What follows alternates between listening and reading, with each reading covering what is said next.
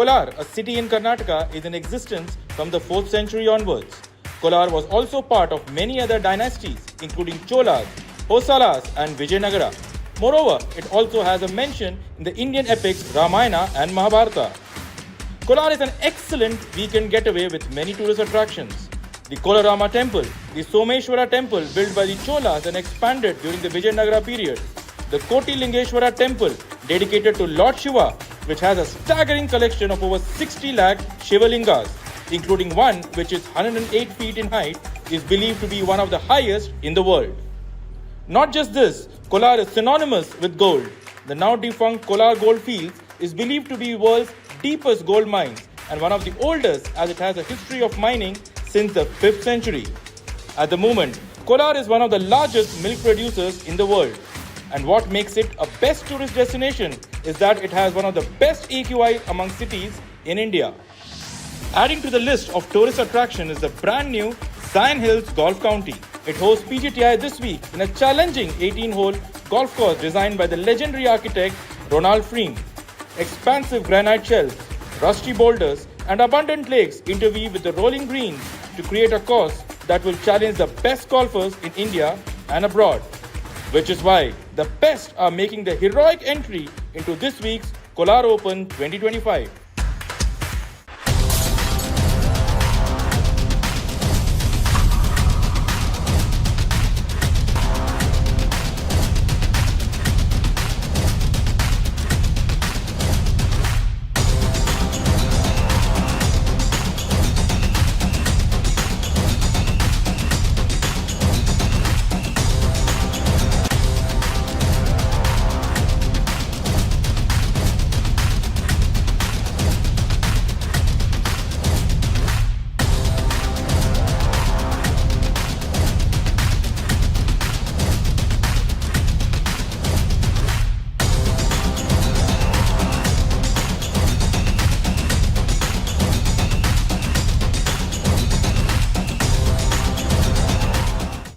Hani Basoya of the DLF Golf and Country Club Gurugram and Nepal's Subhash Tamang were tied third at 3 under 213.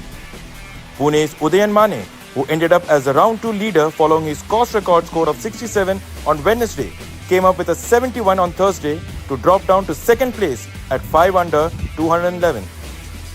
Delhi's Shaurya Bhattacharya delivered a tournament low score of 6 under 66 to build a 3-shot lead. Shaurya, a 2-time winner on the PGTI and a winning earlier this year, moved up 4 spots from his overnight 5th place as a result of his 66.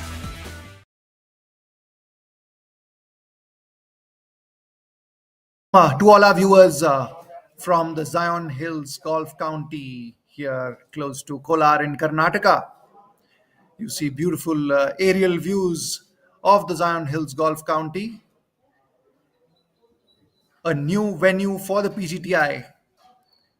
And here's a little update for you. Shaurya Bhattacharya, the overnight leader, has been going steady at the top, being 1 under through 5 holes, while Udayan Mane narrows the gap with the leader to 2 shots, being 2 under after 5 holes. And there's someone making a big move, Kshitij Naveed Kaul, with 4 birdies on the first 6 holes. Promises to be a fascinating day's contest here at the Zion Hills Golf County. And here's the unveiling of the trophy by Mr. George, MD, Zion Hills Golf County, and Mr. Amandeep Johal, CEO, PGTI. There you see the beautiful trophy for this inaugural edition of the Kolar Open.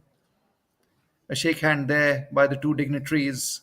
And this is what our players will be playing for, the coveted prize. So, without wasting much time, we'll get into today's action soon. There you see the 10th tee, and now once again the aerial view and the lovely villas besides the golf course. We are in the heart of Karnataka, not too far from Bengaluru, just a 2-hour drive from the mega city. And here's a look at the leaderboard. Shaurya Bhattacharya maintaining his place at the top. He's 10 under now through 6 holes. He's got a 5-shot lead. Behind him, Kshitij Naveed Kaul and Udayan Mane tied second at 5 under. Kshitij has played 7 holes, while Udayan has played 6 holes so far. And then you have the local lad, Subhash Tamang, who plays here at Zion Hills Golf County, even though he hails from Nepal, 4 under through 7 holes. And Hani Besoya also tied fourth with Subhash at 4 under through 6 holes. Tapendra Ghai is next, 1 under through 7 holes. He's sixth. Dhruv Shoran is placed seventh at par through 9 holes. And N. Thangaraja, Arjun Prasad, and Manoj S. tied eighth at 1 over. That's the story from the Kolar Open so far. And we are joining action here with Abhinav Lohan.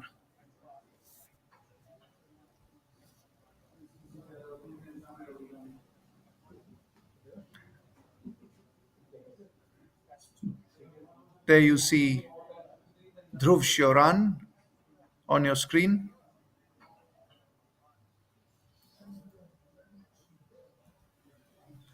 This is the group that teed off at 8:25, match number 6.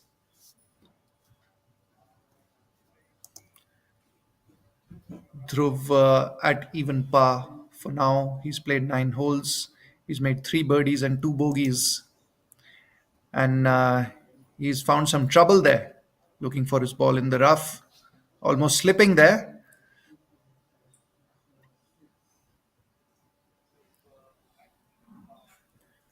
We are waiting to see whether that's Dhruv's ball or Abhinav's that landed there.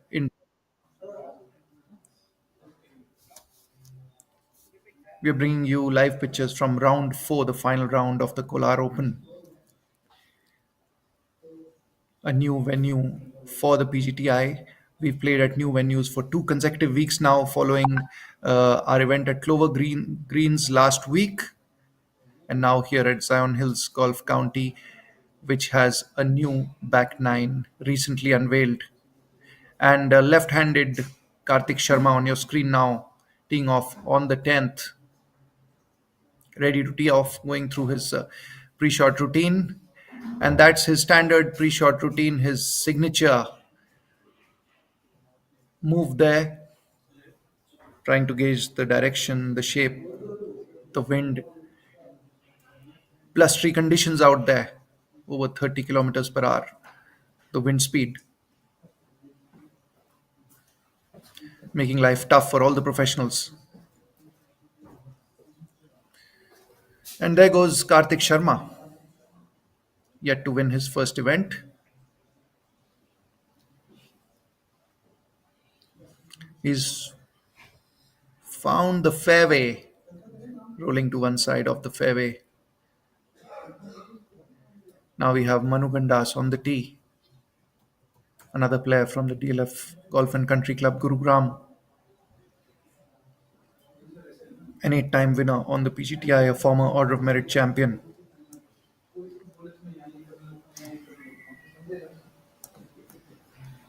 Let's see what Manu can come up with here. He has the envious record of having won 6 titles in a single PGTI season back in 2022 when he won the Order of Merit.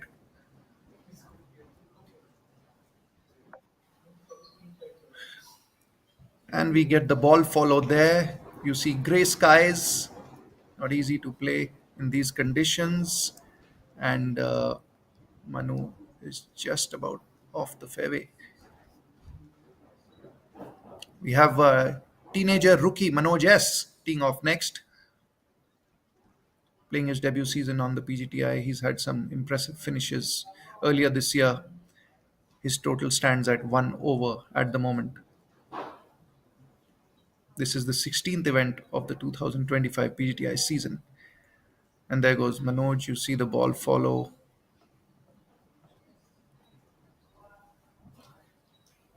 I'm afraid he's gone a little to the left.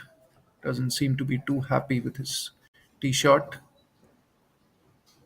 Is he going to hit a provisional? What was he indicating there to his caddy?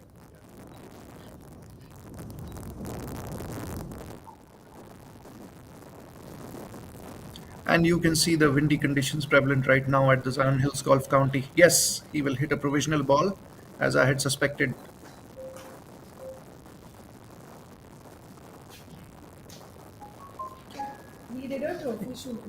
It rained yesterday and day before, so the course has also witnessed rain, not making life easy for the golfers, along with the blustery conditions, the strong winds.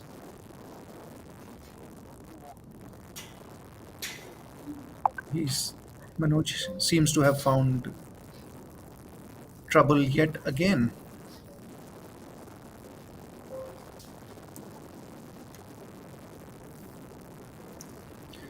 We move on to Arjun Prasad's group. You see him there on the green. Arjun has had a super consistent year, many top 10 finishes, and a couple of runner up finishes as well for him. He is currently second on the PGTI order of merit. So, Abhinav Lohan about to play his chip.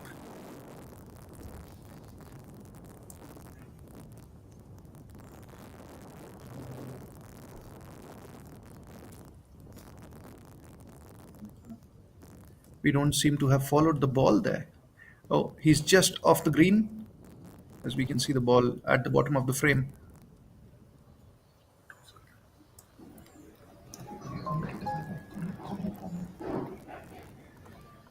We'll now be going live to our two commentators in the studio. But just before that, have a look at Dhruv Sharan doing the cameo Vijegas, reading his putt. I now toss to the two commentators in the studio.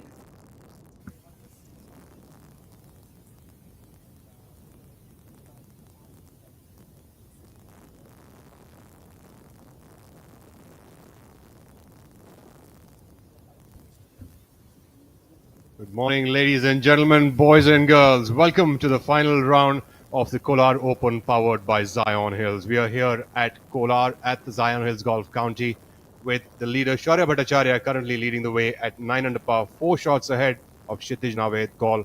The players are just about reaching now on the 8th hole on this final day. The winds are blowing at about 30 miles per hour. It is going to be an extremely interesting day, as we can see a lot of movers and shakers happening here on the golf course right now. As we take a look at Arjun Prasad, I'm joined here alongside my co-host Shivas Nath. I'm Rahul Bajaj from the ABP studios here in Noida, taking a look at these winds and wishing that we were there and hopefully be able to control the golf ball as good as these professionals can. Shivas, what do you think is the day looking like this morning? Well, a very good morning to our viewers. And, well, it's looking like it's going to be a very tough day out there today because we've had information come in, as you stated, that the winds are blowing.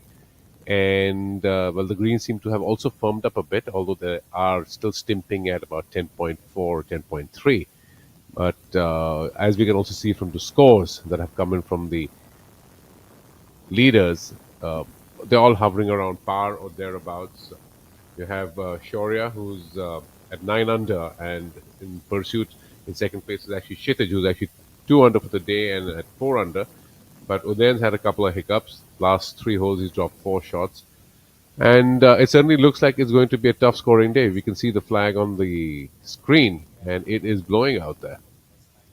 It definitely is. As we take a look at Manu Gandas, we just saw a little fist pump there from Dhruv Sharan on the 10th hole. He is currently at even par for the tournament and 1 under par for the day.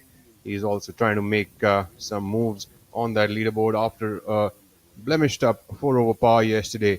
He's looking for a good enough under par round to be able to finish within the top 5 for this week. And of course, here we are at the 10th hole. Par 5, it's narrow fairway, the breeze is blowing.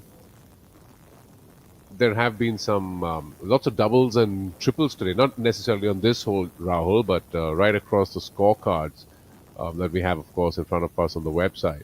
Absolutely. It's hard. It's tough. Look at that shirt. It definitely is. This is the group of Kartik Sharma, Manu Gandas, and Manoj S., who are just about coming up now on the 10th hole.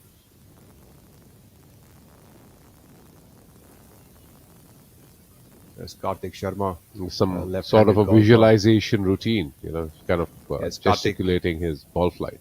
Kartik has a very peculiar way of lining up to his shots.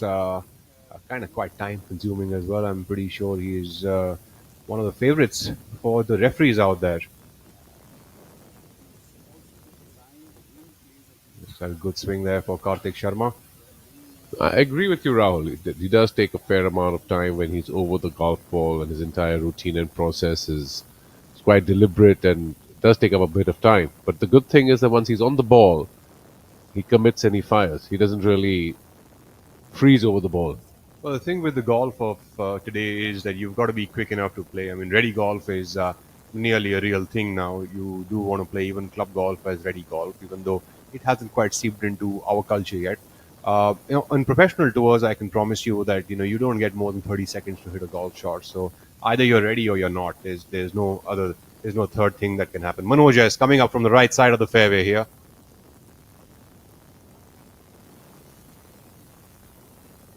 Manoja is coming up just on the right side of the green here on the 10th hole. 10th hole here at the Zion Hills Golf County is a par 5 spanning over 565 yards and bears a stroke index of 4.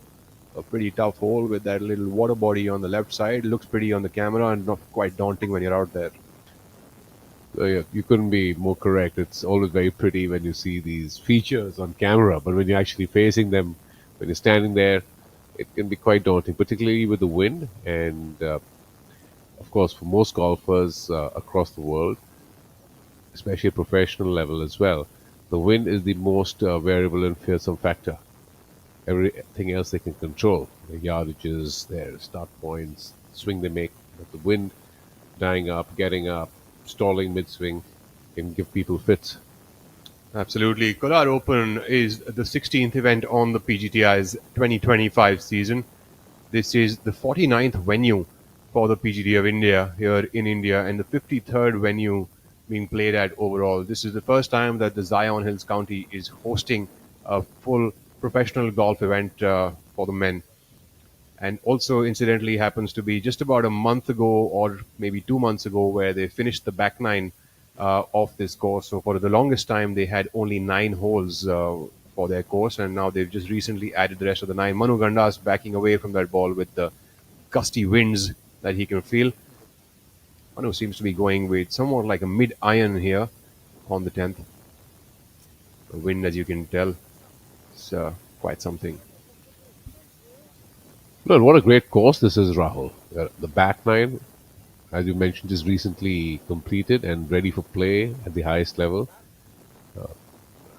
Having a conversation with our PGTI CEO Amandeep Johal as well this morning, and he's there, of course, and he's just so impressed with the layout and the course conditions and the hospitality being lent as well from the team at Zion Hills to the PGTI. So this is certainly becoming a good test, a strong golf course. Absolutely. And of course, the wind factor gets a lot more magnified because of the fact that being a young course, the trees are not that tall and still very tiny. In fact, it's the wind as well as the rain that came up on the second day's afternoon that has sort of changed the complete dynamics of the golf course.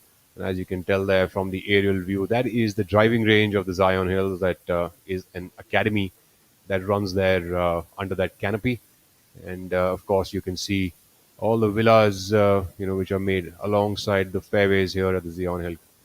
And that lovely water body there, as we spoke yesterday as well, that water body actually happens to be a natural water body and has been thereafter enhanced in a man-made fashion to sort of fit into the dynamics of the golf course. As we take a quick look here at the leaderboard, where Bhattacharya leads at 9 under par, 5 shots ahead of Kshitij Naved Kaul and Udayan Mane. Nepal Subhash Tamang lurks around at 3 under par with Hani Besoya joining him alongside at the same score. Tapendra Ghai is the last player in the top 10 who is at an under par figure. It's going to be a very active leaderboard. As we were discussing before we went on air, there would be a lot of movement. The wind conditions are not going to make life easy, and particularly the back nine is definitely the tougher nine on this course.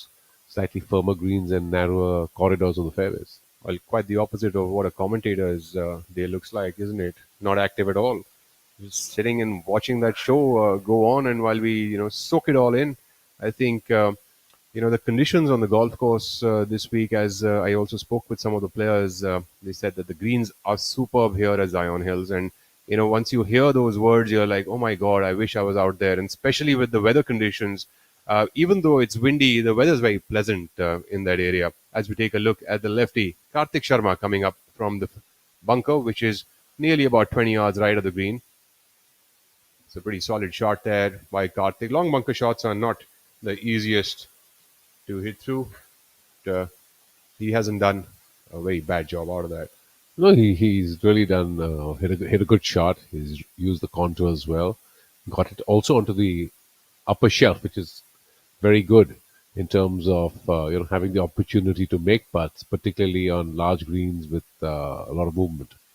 As I hear that the greens over here at Zion Hills are very large, and as I can tell, this 10th hole green actually is not very deep in terms of its length coming in from the fairway side, but coming in from where Manoj S is chipping up from right now, it's a pretty long green. The pin today here is perched up at about 15 yards from the front and 17 from the left, which leaves you pretty centered out. Manoj S trying to jizz up enough amount of spin on that ball, but unfortunately a lack of campa seems like on that shot, and you'll still have about 10 feet to go. I did tend to get away a bit. A lot of people also, I believe, wouldn't really understand the factor that the wind plays when you're actually making pitches from about 30, 40 yards. Whether it's downwind or into the wind, it significantly impacts the spin rate on the ball when it actually hits the green. Absolutely, Shivas. And in fact, where the pin is perched up, one can tell that there is a little uphill before the pin, and then it sort of gets into a little bit of a downhill area. So controlling the spin, dropping it on that downhill patch is not going to be the easiest of all. And mind you, these players are some of the best players in the country, and they definitely know what they're doing. So I'm assuming that there are reasons why he actually used a very lofted club trying to spin it up over there, probably because the ridge is quite high. It is a steep one, yes. It is. So we take a look at Manu Gandas. That should give us a far better idea as to what this shot looks like. And let's see if Manu can do better than Manoj. M&M. Going to school? How good a student is he? Let's find out.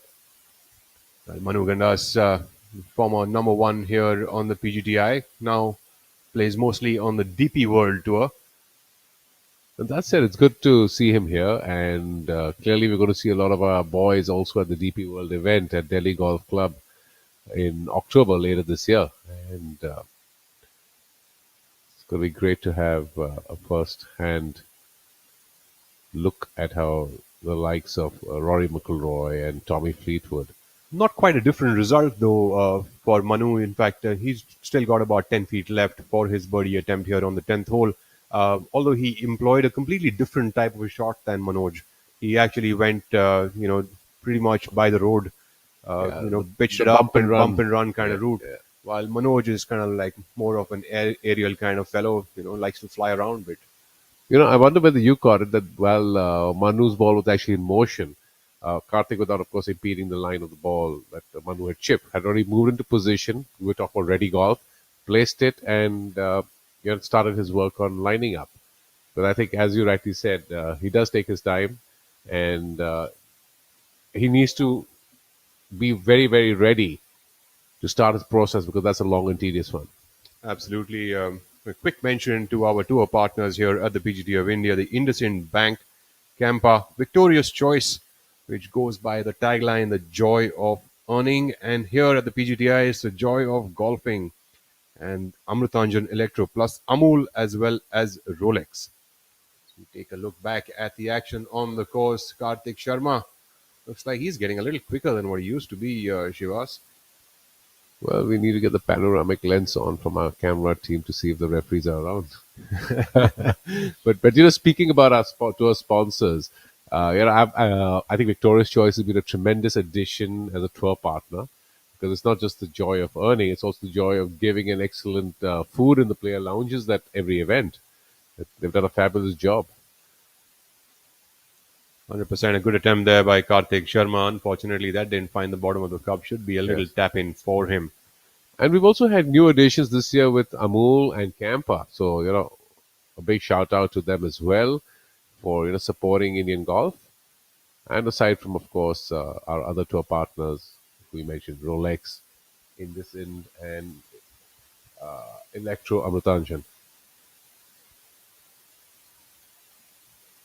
I must confess, I was very happy to see and quite excited to see Kampa back in the mainstream. And the first time I saw one of the Kampa Whizzy coolers, I made sure I took tiny cans and tried pretty much all of them. Shivas, Overexcited little boy. I would, I resonate with that sentiment. Although I do need the glass bottles. A lovely putt there by Manoj S, finding the bottom of the cup there. Birdie for Manoj here on hole number 10. That should take Manoj down to even par for the tournament. Dhruv Shoran has made his way up to 1 under par for the tournament and currently at a tie for 5th position. Unfortunately, the wheels seem to be coming off Udayan Mane's campaign. As we saw even yesterday, he struggled on these holes, dropping shots since the 5th hole began, pretty much currently at 3 under par. Shaurya Bhattacharya leads at 8 under with his own drop shots on 7th and 8th. It's interesting today to see this 8th hole, which is a par 4 here at the Zion Hills, is of 450 yards, stroke index of 5. Well, And in as I in the can fir- see it, there's in the not first- a single birdie here top on 10, top 10 players, the 3 double bogeys. Absolutely, There's there's no. two pars, and the rest are bogeys. It just gives you a sense of how tough the golf course must be playing, and especially this particular hole. There has been 0 birdies on it today, so pretty much, this par 4 is perhaps playing somewhere around a 5 as an index of the score today. We take a look at Kshitij Naved call, the peculiar kind of a golf swing that he has. Kshitij has been a winner on the tour multiple times. He's a terrific, strong young boy, always very happy, very courteous. I must say, the tiny little fairway kind of goes with what I had heard. And did he just use a putter to put that ball in a fairway that size? I can assure you, I would find that fairway with a putter for sure. But it's a good drive. I mean, I mean, I He think I stared would it find down. it with a hand if I threw the ball. and there's some contours on that fairway as well. So really, contours also play a strong role in giving it direction.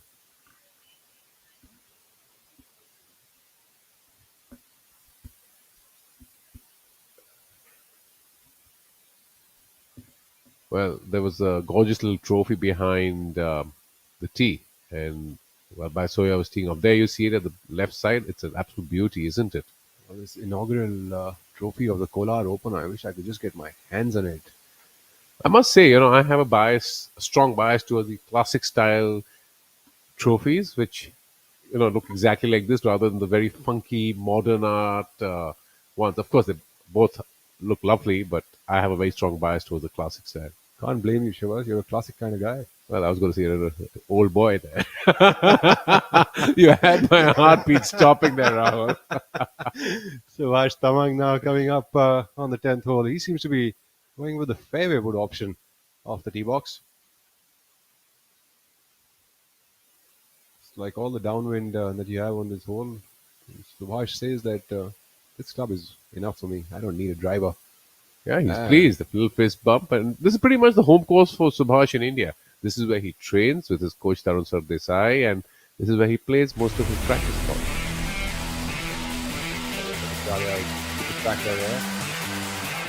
Super Tracker is really a tremendous addition to our telecast. It's very, very good.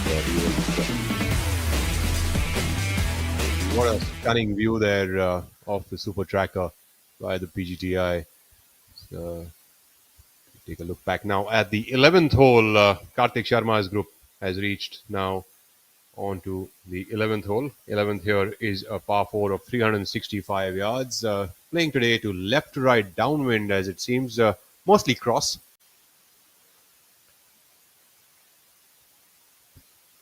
Now I'm now going to invite our colleague Rakesh Rao to join us in the commentary box. Welcome, Rakesh, and you take it away from here while I go and get myself a nice takeaway coffee.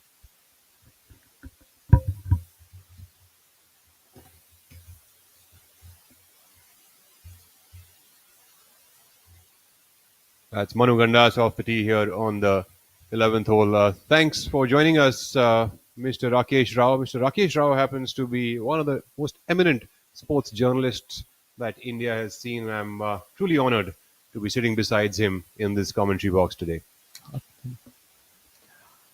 A very good morning to everybody here and those watching. And Rahul, thanks a lot for those kind words. It's absolutely a joy to watch golf and to be able to take the viewers along with us and to share whatever that we can from this point.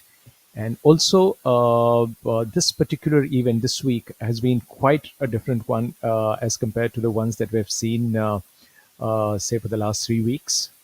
And the kind of challenge that the golfers are up against this week. I mean, we all thought that the golf course, the design of it all, that all looks good. That's all fine. But the conditions are the ones that has actually made the difference. The wind is up, so that really tests the skill and and also the course management, the golf club selection. Everything comes into play here. Absolutely, as we can tell by the scores, and players are struggling out there. The conditions have definitely been extremely tough. You can tell from the wins that you see on your screen right now. It has definitely been a tough week for the players, but also I think the better players usually tend to revel in these kind of conditions. The course is new, so it's a new challenge for them. There's no one has ever played this golf course, from the professional tour. Each of them is now seeing this for the first time, so that's one kind of freshness that one gets. Course happens to be in extremely good shape and has been designed superbly, as has been told to me by some of the players. So that brings out the best from them. And then to top it all, you've got conditions. Conditions on the course, the bent grass on the greens. The greens are spinning well. The greens are in good speed. They're playing to about 10.5 or 10.6 today. And we've got the rough, which is up. So making up a completely good challenge. पढ़ता है खेलता है झूलता उछलता है दौड़ता कभी कभी दौड़ कराता है आगे आगे बढ़ता है इंडिया अमूल दूध पीता है India. What a great shot! But he looks tired. And that's a drinks break. But what's the plus sign for? Amrutanjan electro plus. जब लगे थकान वाली प्यास, जरूरी है सेल लेवल हाइड्रेशन. इसके इलेक्ट्रोलाइट्स आपके सेल्स को रिहाइड्रेट करें, एनर्जी लौटाएं, थकान वाली प्यास मिटाएं. जब आपको भी लगे थकान वाली प्यास, अमृतांजन इलेक्ट्रो प्लस. थकान वाली प्यास के लिए. I'm sorry, sir. My mistake. पर हम भी जिद्दी है. मुश्किल खड़ी है, खोले सीना, सामने एक चट्टान है, मेरी जिद का बोले पसीना, चट्टानों के अंदर आसमान है. जिद कैंपा वाली, जिद कैंपा वाली, जिद कैंपा वाली, जिद. पढ़ता है खेलता है झूलता उछलता है दौड़ता कभी कभी दौड़ कराता है आगे आगे बढ़ता है इंडिया अमूल दूध पीता है India.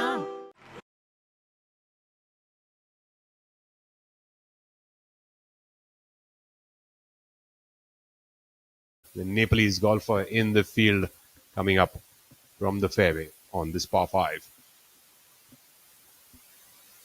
Subhash Tamang, who comes from humble beginnings, has actually trained at an academy which is placed here at the Zion Hills Golf County and has truly made an athlete of himself, someone who is now really looked up to by all the kids and a lot of golfers in Nepal. And as well as over here, Subhash Tamang has quite become the name. Tapender Ghai. Tapender won a tournament here at the Kutub Golf Course quite recently in Delhi.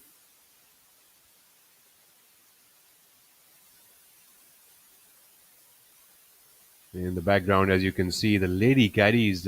This happens to be one of the features here at the Zion Hills Golf County, and goes really with the empowerment of women and the creation of employment by the sport. And I think that's really heartening to see. And Tapender Guy finding the putting surface on the right side should have a putt for eagle, and the caddy approves as well.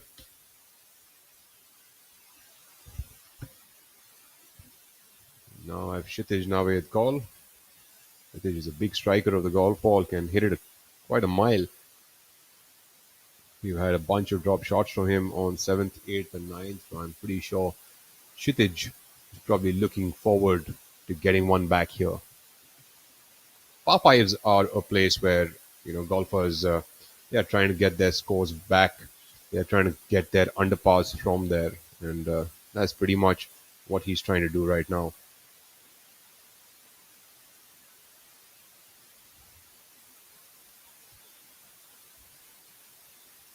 Kshitij, Tapendra, and Subhash Tamang today make the penultimate group for this final round, this exciting final round. Prize purse this week is of 1 crore rupees for this inaugural Kolar Open.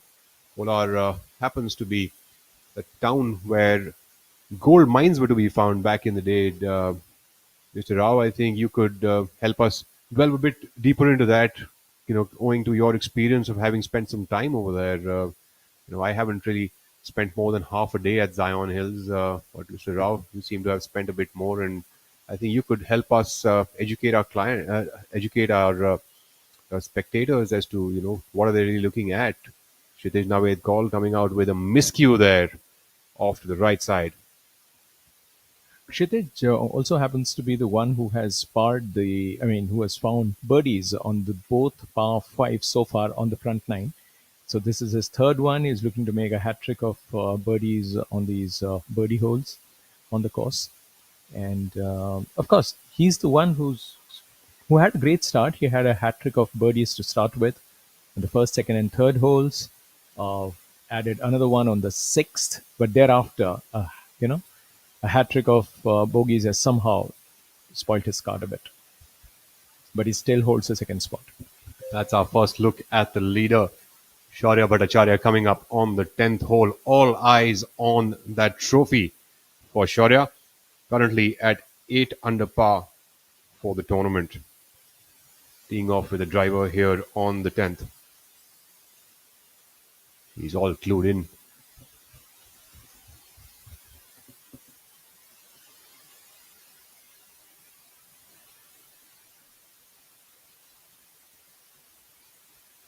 That's a solid shot there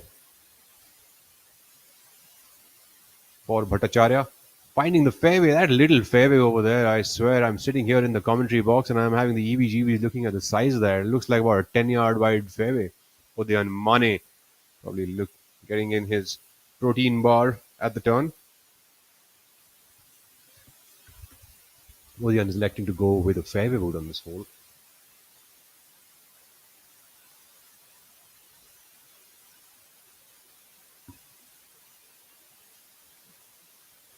Udyan has been an Olympian and has struggled to find form for the past 2 to 3 years, but is now back in shape.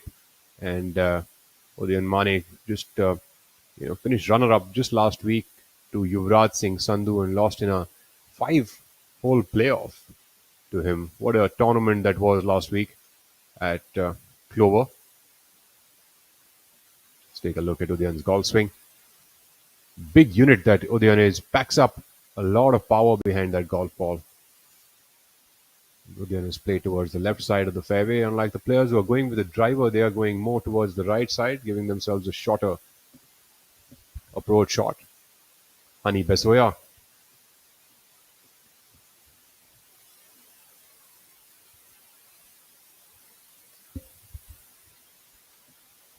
Besoya is pulling off the look of the shots. The addition to professional golf that happened fairly recently. He's also one player who packs a big punch behind the golf ball. Not quite having the day he would have liked to. Hani Besoya currently turning at 2 over par through the front nine, but with that one-handed shot also has managed to find that tiny little fairway. And I must say, please do not try this when you're playing your round. Don't try to leave the club and think that you're going to hit 330 yards like Honey Besoya, because you ain't no Honey Besoya. Yeah, a word about this hole.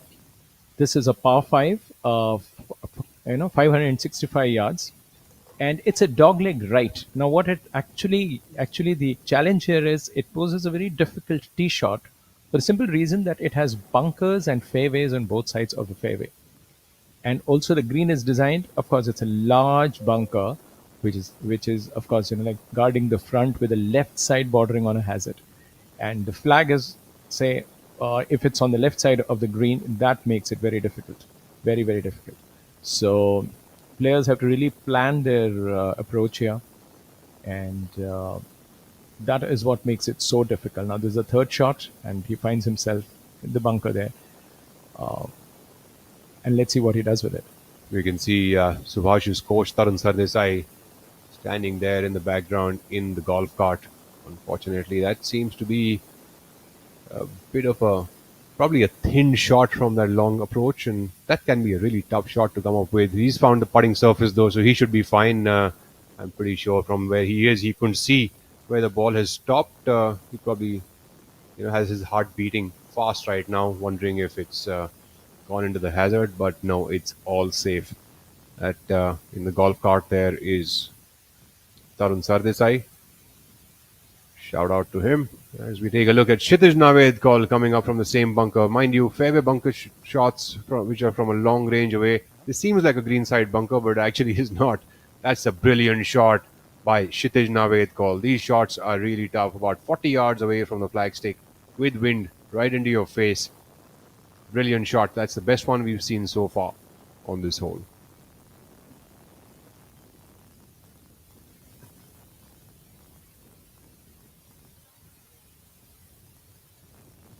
Naved has had a very eventful round so far, we must say. His front nine, if you see, hat trick of birdies, hat trick of bogeys, and in between he has had a birdie to show. So still one under for the day.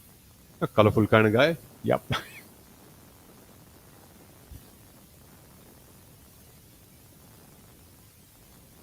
Just two pars on the front nine.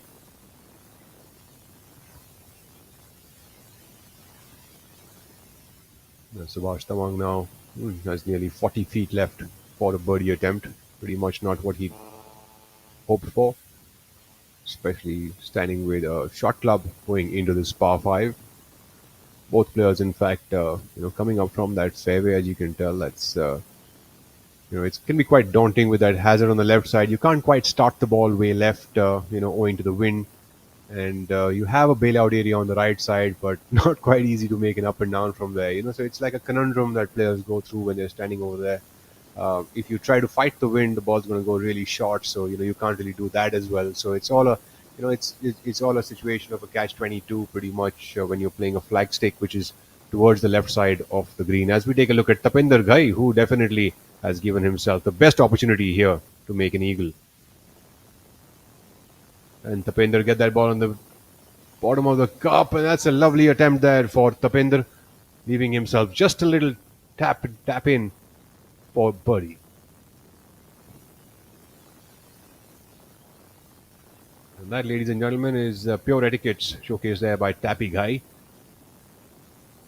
So, for those of you who would not be very well adept with golfing etiquettes, that is one of the things that players really respect each other. It's the idea is to respect each other's play and each other's line, and as a mark of etiquette, you sort of point out as to, if this is your line, I will not step on it, and that basically comes from the age-old habits that were brought about because of the metal spikes that used to be in place, and metal spikes would actually leave indentations on the green while players walked, and they would leave spike marks, so to speak. So players follow it as a mark of etiquette and respect for each other.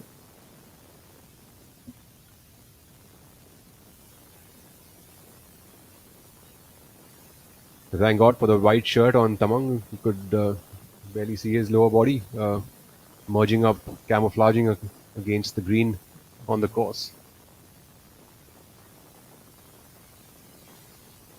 matching shades too. I mean, it's just that. It's the 10th hole. When the players go from the ninth to the 10th, that's where all the Amul protein shakes and the lassis and everything sort of comes into play, right? Because when you're making the turn is when you're thinking, oh, yes, I've gone through half day. Now I need more energy. Subhash Tamang, it's really pumped that one by. It seems like a bit too much protein in that through the turn.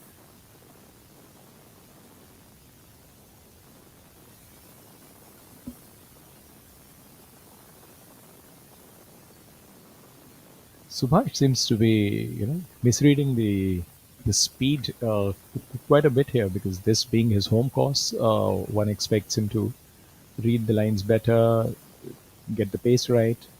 But somehow, on this particular hole, we've seen him go up and down, and he's still some distance away from the flag. Kshitij Naved, just of 24 years of age, coming in from Delhi, using one of those zero torque putters. And I mean, Mr. Rao, I mean, I understand what you just said, but that's the thing with expectations, isn't it? Of Yeah, course. they say you should never have them. Yeah, but then you become a victim of your own expectations and the expectations that you built, not consciously. But then the moment you say that it's a new course, and obviously the person who's been there, and that's a very neat looking putt there. It's probably the best up and down we've seen today on this hole number 10. Take a quick look, a replay of Kshitij's putt, draining it right in the middle of the cup. No trouble there, and a lovely up and down for Kshitij Naved call here on the 10th hole. We've seen a couple of balls land up in that fairway bunker today, and he's the first one who's actually made that up and down. We take a look at Subhash Tamang. Tamang putting for par, nearly 12 feet past the hole with his first putt.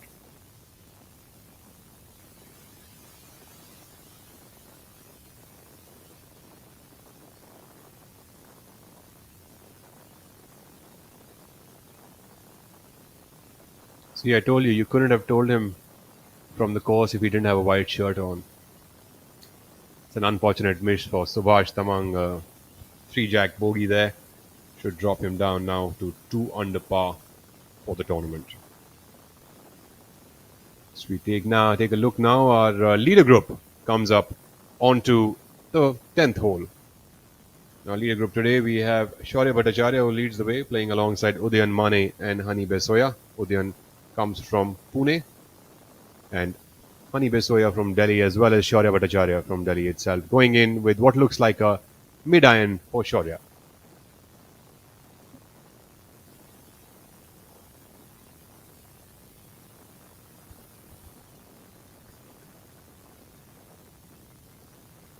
Shaurya leaving himself, getting him 2 on, has a good look at Eagle now. He's also coming up from the right side of the center of the green, which leaves him that big slope to navigate through, but should give him a good look at Eagle, just like it did for Tapendra Ghai just a few moments ago.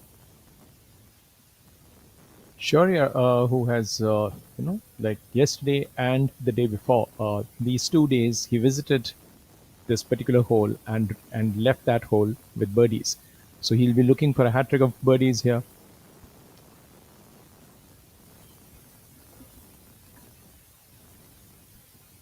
Well, as a coach, I can tell you he wouldn't be quite happy that he left a birdie there on hole number 10 on day 1. Absolutely, because everybody is looking to just capitalize on all these like birdie holes there. And if you look at his consistency, anybody missing a birdie on the second hole, which is a par 5 here, I think they all rue that, because that is one of the 4 birdie holes on this particular course, which has given the golfers just what they want. And that's probably the closest we've seen someone come to this whole location here. Hani Besoya really showcasing his own authority by attacking that pin. He's gone slightly over the green, but he should still have a good chip in chance for an eagle. It's not too far away from the hole.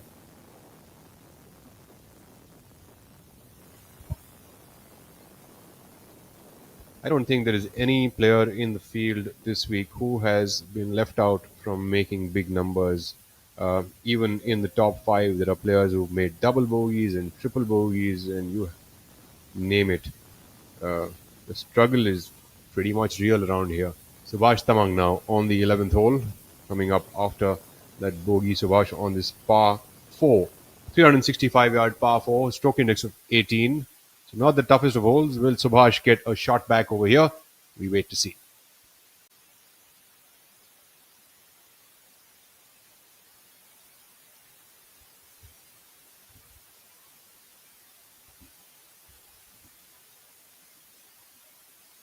Current look at the leaderboard. Shaurya Bhattacharya leads the way at 8 under par, 5 shots ahead of Kshitij Naved, Subhash Tamang, and Udayan Mane.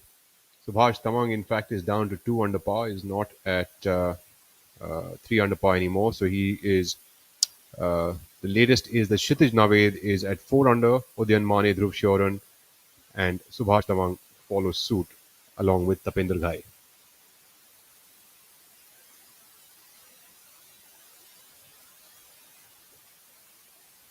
Shaurya started the day with a 3-shot cushion and now he's 5 ahead of the closest challenger.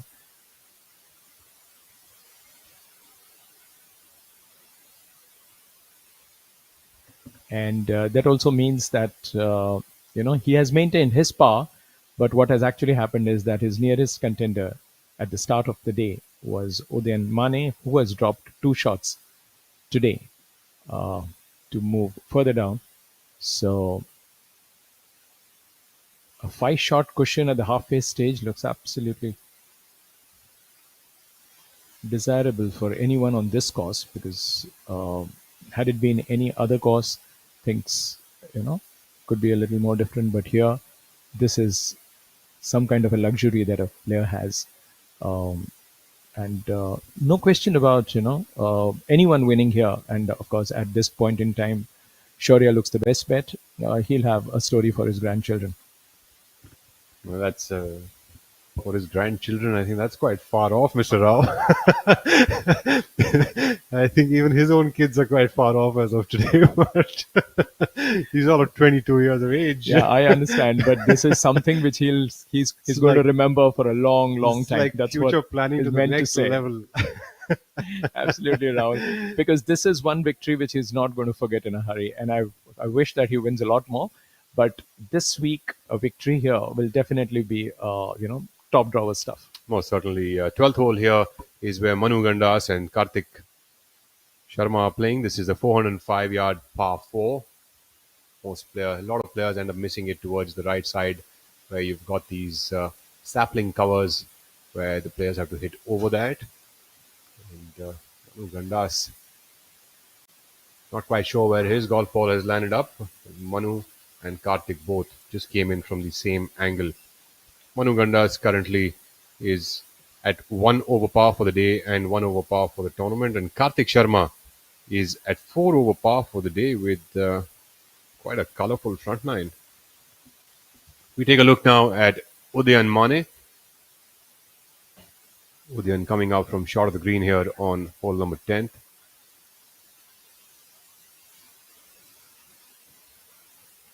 Udayan's going with a little bit of a pitch. A pretty good shot here for Udayan Mane, although it's gone spinning off slightly towards the right, like a cut spin shot. Also, the wind coming in from the left, throwing the ball that way, and wasn't quite able to keep that sticking up to the flag, but shouldn't be too bad. About 18 feet away for a birdie.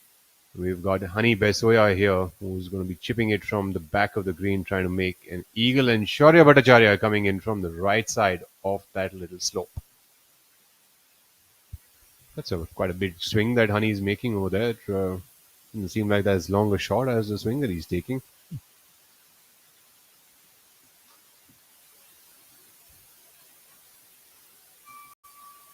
Shaurya is sizing up that putt from the middle of the green, trying to understand how that ball's going to roll once it hits that slope, because that's where the ball's direction is really going to change and the speed will change. From an uphill, the ball starts moving into a downhill, and that's where the change will happen. He's trying to understand what control he needs to build into it. We just saw Tappy Guy coming in from a similar angle earlier and came up about a foot short of the hole for eagle and made a birdie. Let's see if Shaurya can take his lead further forward.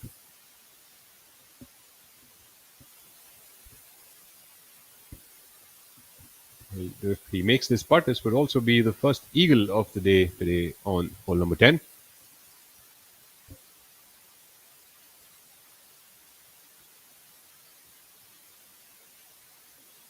Looks like a pretty good putt. Does he have the legs? Does it have the legs? And no, it doesn't. Leaves himself quite short of the hole. I think that's a good 6 or 8 feet short of the hole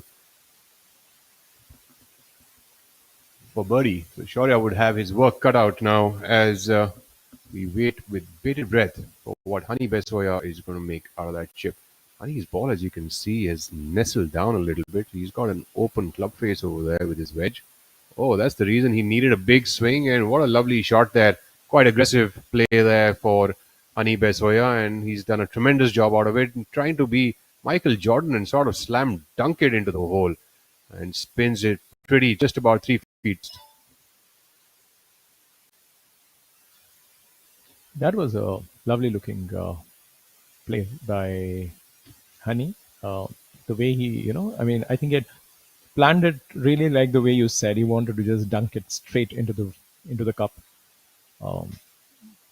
Very well measured shot. Talking about measured shots, that is Udayan Mane, the man who knows how to measure those putts. Udayan now coming up from about 18 feet away for birdie. He hit a pitch from about 70, 80 yards short of the green and tried to hold it into that wind, but it's quite hard. That wind is really throwing that ball from the left to the right and hitting it with a wedge. That throw is even harder. We take a look at what he's going to do. That, ladies and gentlemen, is a counterbalanced putter. Usually spans over 37 or 38 inches. Most of us would be holding it midway. Udayan Mane doesn't even need to do that, but he's being modest enough to do that.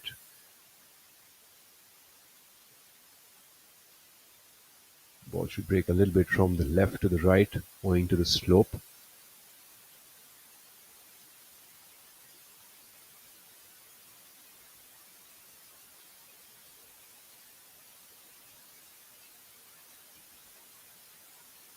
Unfortunately, that would veer off towards the right side. Didn't have quite the legs that it would have needed.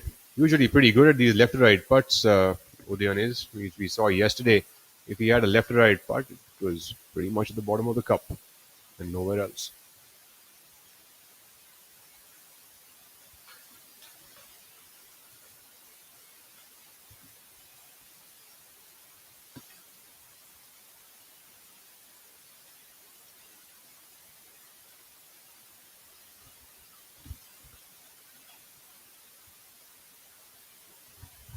Leader Shaurya Bhattacharya now from about 6 feet away for birdie.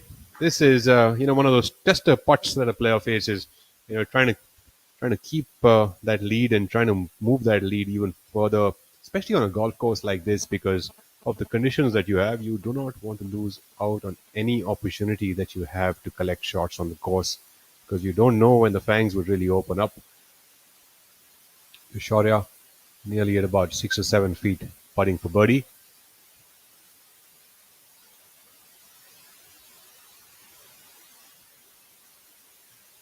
Unfortunately, that'll be a 3-jack putt for Shaurya Bhattacharya. Will stay at 8 under par and 4 shots ahead of Kshitij Naved Kaul. Honey Besoya trying to see if he can catch a shot and move himself to 2 under par.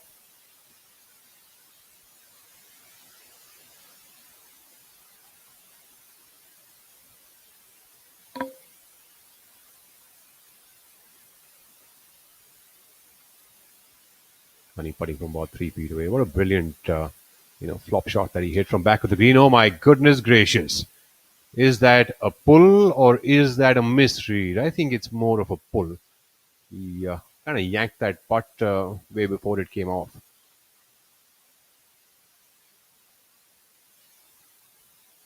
As we move now into all of the action, it's all heating up here at the Kolar Open, powered by Zion Hills Golf County. Ladies and gentlemen, you're watching the 1 crore prize money tournament.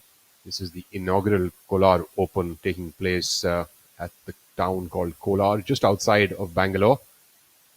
And knocks that one in. Honey Besoya also will go with a 5 into the 11th. So None of the players from the leader group making a birdie on the very approachable par 5 hole number 10, as I now welcome my co-commentator Shivas Nath back into the commentary booth.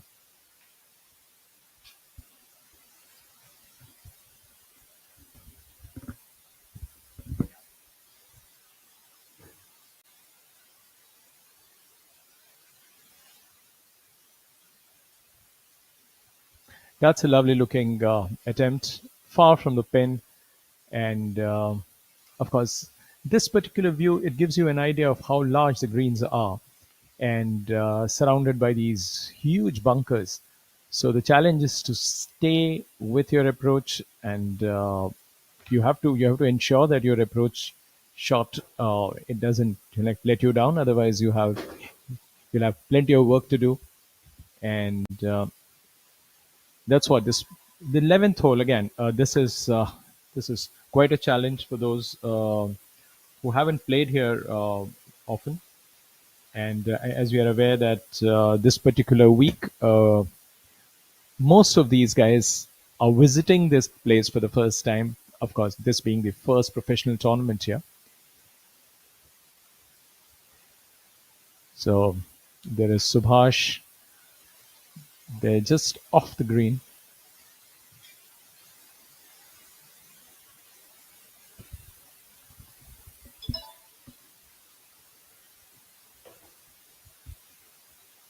Subhash has had a very eventful week, using all his experience of playing on this course. One of the very few pros who've had this advantage of knowing the course. Um, Day one, first half, he had a little difficult time, but then thereafter, of course, he got his groove. He just got into it, and thereafter he's been there up in the mix. But of course, a little bit of inconsistency which we see, which has actually surprised me. Uh, then I don't think he's been in a situation like this before, where he is almost in contention for a very strong finish. Though Shaurya is looking comfortably perched at the top, but Subhash, Kshitij, and Udyan, these three have been there about trading spots with every passing hole, but they're not quite getting closer to the leader. Well, thank you, Rahul, and thank you, Rakesh, for having me back in the commentary box. So things have been getting very, very hot and volatile here, to say the least. There's a lot of movement. The course conditions certainly pretty tough, certainly not benign, and it's as an aside, it's nice to see the lady caddies on screen. Wearing the tournament players' bibs and caddy bibs, and it's really a terrific initiative that the folks at Zion Hills have implemented. That's a great part by Tapi Ghai. Tappy, tappy, tappy. Well done. This 11th hole, of course, a very, very solid hole. The second hole, of course, on the back nine, and that's a fairly tough stretch traditionally, as we've come to know on the few months that the back nine has been open. The 10th, 11th, and 12th, fairly narrow off the tee. Got to pick your tee ball very precisely, and the wind or the gusting wind not making things any easier. Of course, about an hour and a half, the winds were really blowing at about 30 miles an hour. And it seems to have chopped off a bit now, Rakesh. So hopefully that makes it a lot easier. Kshitij, in the meantime, leaving his putt short.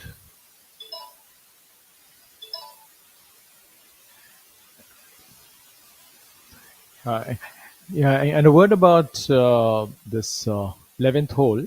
This plays to par 4, about 365 yards.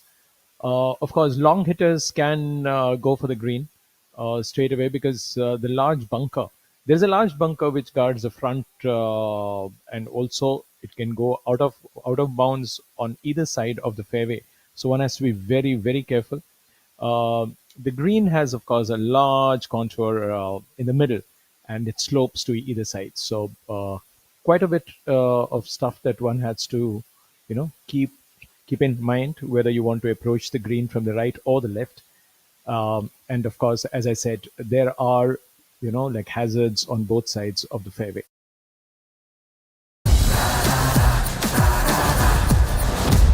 I'm sorry, sir. My mistake.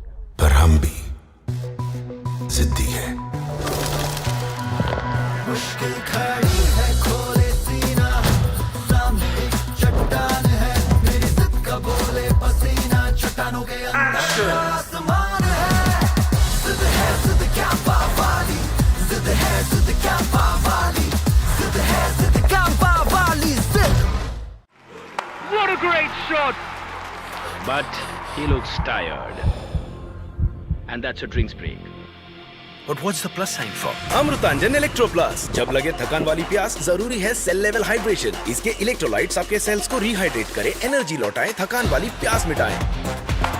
जब आपको भी लगे थकान वाली प्यास, Amrutanjan electro plus, थकान वाली प्यास के लिए। पढ़ता है, खेलता है, झूलता उछलता है, दौड़ता कभी कभी दौड़ कराता है, आगे आगे बढ़ता है इंडिया, अमूल दूध पीता है India. I'm Shraddha Shinde, and right now I have with me the Managing Director of Zion Hills Golf County, Mr. George. Sir, thank you so much for joining us. My pleasure, Shraddha. Sir, with that, this specific tournament, we could see that the scores are really high, and from what I assume, it must be a really difficult course. So what do you have to say about it? Yeah, it is a challenging course. It's a very configurable course. So it's a course that, if set up right, can be fairly entertaining to golfers of relatively high handicaps, but can be set up to be really challenging as well. Okay. The course was designed by somebody called Ronald Freem and George Philpott. Ron set the design philosophy of the course. So his philosophy is that a course should be entertaining to players of any levels. So depending upon where the pin position is set and which tee position you use, the course can be easy or very challenging. Right now it's been set up fairly challenging. The winds are adding to the difficulty. Speaking to the players, I think it has challenged everyone, but I think they're loving the course as well. So, absolutely, and I would say Ron has done an incredible job on the course. Yeah, Ron's been absolutely brilliant. The other factor here is the course has a little bit of resemblance to European playing conditions. Okay. So the grass on the greens is a grass called the A4 bent grass, which is a cool season grass and found in the US and Europe more than in Asia. Plus the windy conditions, so it's playing a little bit more like European conditions than typical Indian conditions. So I would say thank you so much for bringing this amazing golf course to us. Well, with that, sir, I also heard that there's a showpiece hole on the golf course. So could you tell us more about it? So there are, I think there are a few really standout holes. The one which is, I think, attracting a lot of attention right now is the island hole that we have on hole 13. It's a par 4 rock-lined island hole. I call it the Fort Zion because the green is all surrounded by large rock boulders. It's the smallest green on the course. Otherwise, our greens are all massive, but that's the tightest green. Okay. So it's a short par 4, but it's a fairly interesting, challenging, and very scenic island green. Incredible, sir.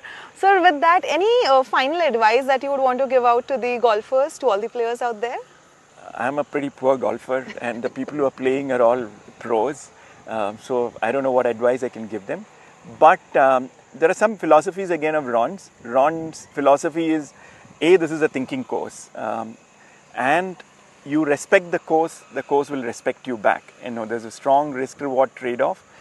But if you are rash with the course, it can be a very punitive course. So think your shot, plan your shot through, and respect it, respect the conditions, and I think the course will reward you.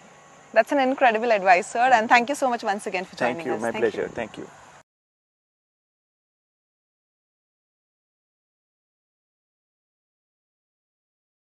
That have just tuned in now at the Kolar Open presented by Zion Hills.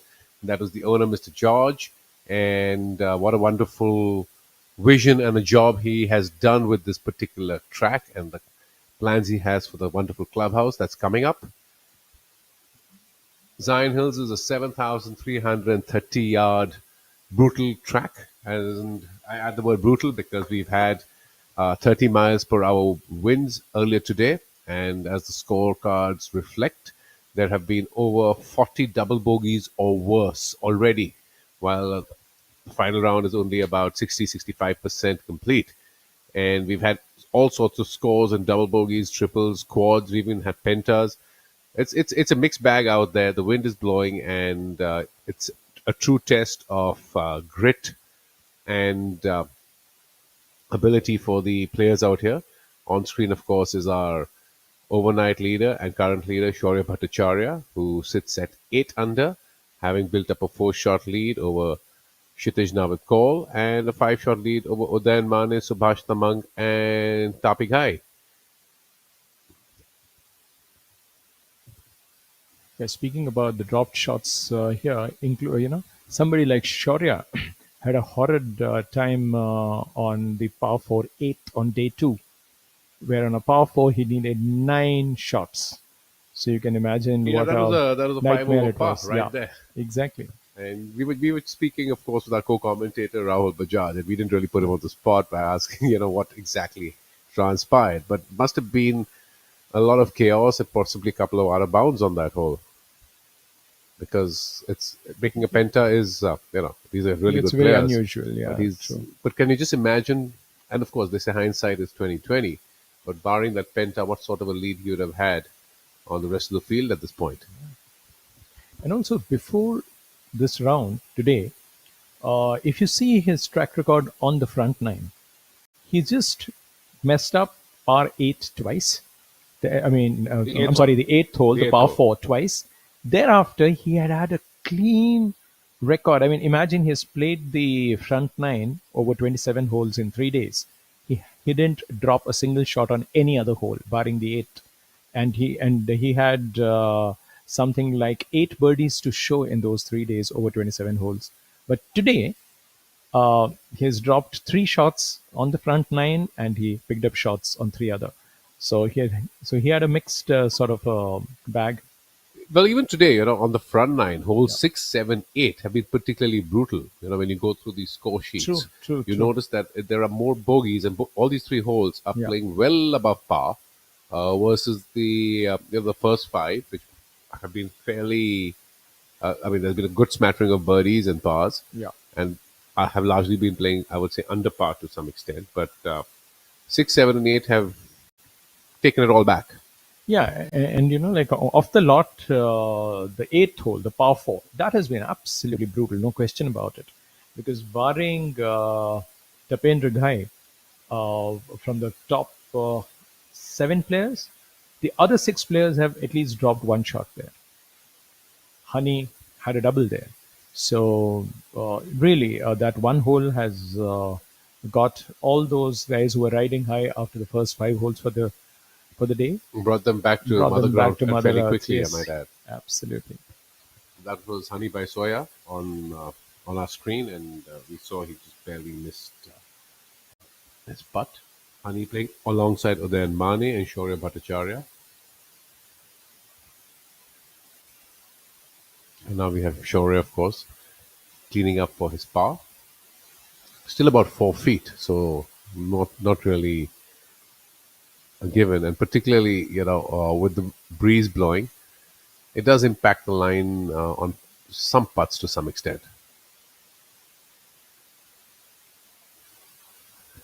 Oh no, that's another bogey for Shaurya. And this is the time the young man has to steady his ship. He also had a 3-putt par earlier, of course, but that's because on the par 5 he had hit the green in 2. But this doesn't really augur well. He needs to stay calm, stay tight, stay in the moment, and consolidate his lead, not whittle away solitary shots.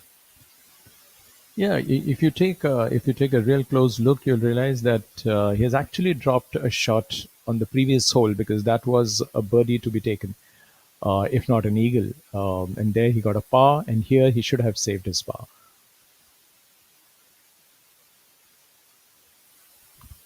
Well, for these young lads, par fives in particular are definitely very birdieable. The length they hit it, and plus this course has a few of them playing heavily downwind today, much as you have them playing upwind on a lot of other par fours. So it's par fives in some cases have become a little bit easier playing downwind, particularly holes like the 10th and the 18th. And then, of course, you have some strong holes like the par threes where you're actually hitting into the wind over water, which makes it incredibly difficult. Very true. So Shaurya, of course, now making his way to the 12th hole, the par four. And on screen we have a So little it's floating camper ki zid. In this breeze, this billboard of campers also being very ziddy, tossing and turning, moving around, but not really being taken away by the winds. true to its name and the tagline. Absolutely. Camper ki zid. Very, very stubborn, to say the least. Well, that's what we'd like to see Shaurya in that mode today. Be stubborn, hold on to, and consolidate his lead. There's Subhash trying to make amends for a few missed putts. Oh And no, there he goes again. that is a costly miss. That is a costly miss.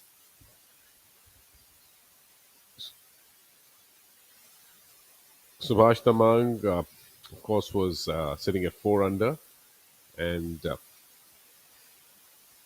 that was a very important putt for him to stay in touch with the leader, Shaurya Bhattacharya. Word on the greens, all the players have been waxing eloquent about the condition of the greens and the surface, the way the greens are receiving the balls, the very consistent pace, green to green, front nine or back nine. The back nine, of course, as we know, have all 9 brand new greens. So only the difference there being that the greens on the front nine are a little bit more receptive, having been played through for multiple seasons. And of course, the back nine, new greens will take a couple of seasons to settle down and soften up a bit. I would add here that a lot of the players have been very fearful of the bunkers this week because the bunkers, again, have the texture has been changing consistently. Particularly the back nine, the bunkers have been very soft because they're new bunkers. And then once it's rained, it kind of changes the entire texture of the sand and the feel and the way they need to play it. So this course is really, Rakesh, been testing all facets of the players this week. Yeah, and we've been, consistently underlining that fact that more than the course and the course design and the conditions have been such. It has rained a bit, it has been windy, it's been cloudy, overcast conditions, obviously. And in the midst of all that, the players have to not only, negotiate the entire challenge that is posed by the design of the course, the design of a particular hole and more. It's the conditions which are making them think and think more. That said, you just mentioned design and conditions. Well, the conditions, of course, are variable, as we know, different times of the year, rain, sun, whatever have you. But the very design of this golf course, a classic by, the legendary Ronald Freem, it's a terrific track. The risk, the reward, the very intimidating water hazards, and I'm a huge fan of these rock formations because visually they're just gorgeous. And just imagine the meticulous way in which it has been planned and executed, and it's picturesque. I mean, being there, it gives you a very different feel. And once you visit that place, you would like to return there in a hurry because it's so beautifully done. Everything looks so pristine. And moreover, we haven't spoken about the practice green there. That's, I think, one of a kind in this country, because what you have is you have a tree in the middle, and around that they have built a beautiful practice green, and that's lush. So these Very features, of nicely course, cut, make them yeah. very, very, very unique. And I think right now on the visuals, of course, aside from the leaderboard, Shaurya has dropped to 7 under and now holds a 3-shot lead over Udayan and Kshitij. The visuals are stunning. The natural water bodies have been have been upgraded and lined. So you've not messed with the natural features the course has or the land has presented, but you've made it better, lining it so you can retain water, and that's also again environmentally a very very conscious and responsible thing for the owners to have done. Yeah, here I give a lot of credit to the course designer and George, because George has taken personal interest. Like unlike most of the owners, they'll just outsource this kind of stuff that they need. But here he has spent time on the course. He's spent a lot of time, and there you see Udian Mane, the only player to win two titles in his rookie season, and this was It will be something. back in I think 2015 because he's been a professional now 10 years. Yeah, that's true. And he has also been an Asian game. I mean, he has represented India in Asian games. He has been an Olympian, and of course, number four as we speak on the order of merit, likely to be second or third depending on how he finishes here, but is sure to improve upon that number. From four, I see him at the end of this tournament. He should be either second or third. There you have it. Exactly. Yeah. Turn Pro 2015. Pune Club is his home course. He spends a lot of time there. Very popular. The genial and gentle giant. Unless you're up against him man oh man on the golf course. I Yeah. would add that I've actually been in a situation with Udayan at the Bombay Presidency Golf Club, the club championship. It's called the gold medal. And I think he was a 14 or a 15-year-old boy then. And well, I was in my prime, in my mid 30s. And we both did well. It's a 36-hole tournament. We both did well on the first day. And I started the round a shot ahead of him in the lead, the final round. And after the sixth hole, I was 4 shots behind him. And I was still even par for the day. So that kind of tells you the mentality and the skill this young man had back then, 20 years ago. And of course, as I like to joke with him, at that time, he was shorter than me in height and shorter than me off the tee. Clearly not the case anymore. Yeah, of course. Time makes a lot of difference, and here we see him. I think he's a big unit, no question about that. And yet so genial. Each time you speak to him, he's so respectful, so much on purpose. And the other thing I must say, he's got a lot of time for younger golfers with whom he, parts wisdom, experience, and that sort of leadership skill and the ability to share and become a sort of a mentor. I think is a very likable and a rare skill, and I'm very happy he does that. I'm very proud of him. Great to hear that, because I've been very fortunate to meet sports persons from across fields, and that's one quality that I truly admire. How much time do you have for younger people or people coming to you for advice? Can you take some time off your schedule and be of help? That's being said, Anirban Lahiri as well himself has made a lot of time for youngsters like Udayan, Chika, and the likes. And I like the fact that Udayan is sort of an unsaid, classy way of going around. Obviously, Udayan's a lot more accessible to a lot of younger players in India, unlike Anirban, who plays global golf. And it's just heartening to see Udayan pay it forward. Exactly what you need in a country where golf is growing, and you need people who are there on the course. Then they are still playing, as pros, and they are making it count.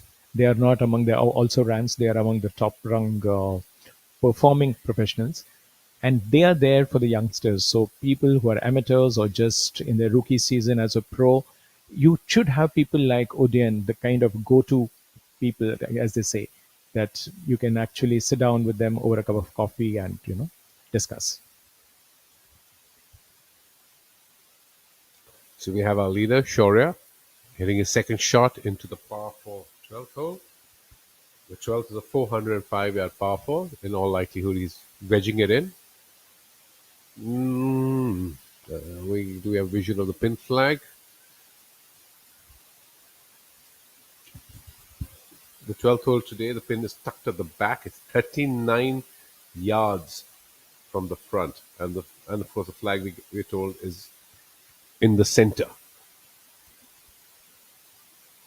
That said, hitting high lofted wedges into these greens on a day as windy as this, just look at the trees and the grass at the back. It's absolutely blustering.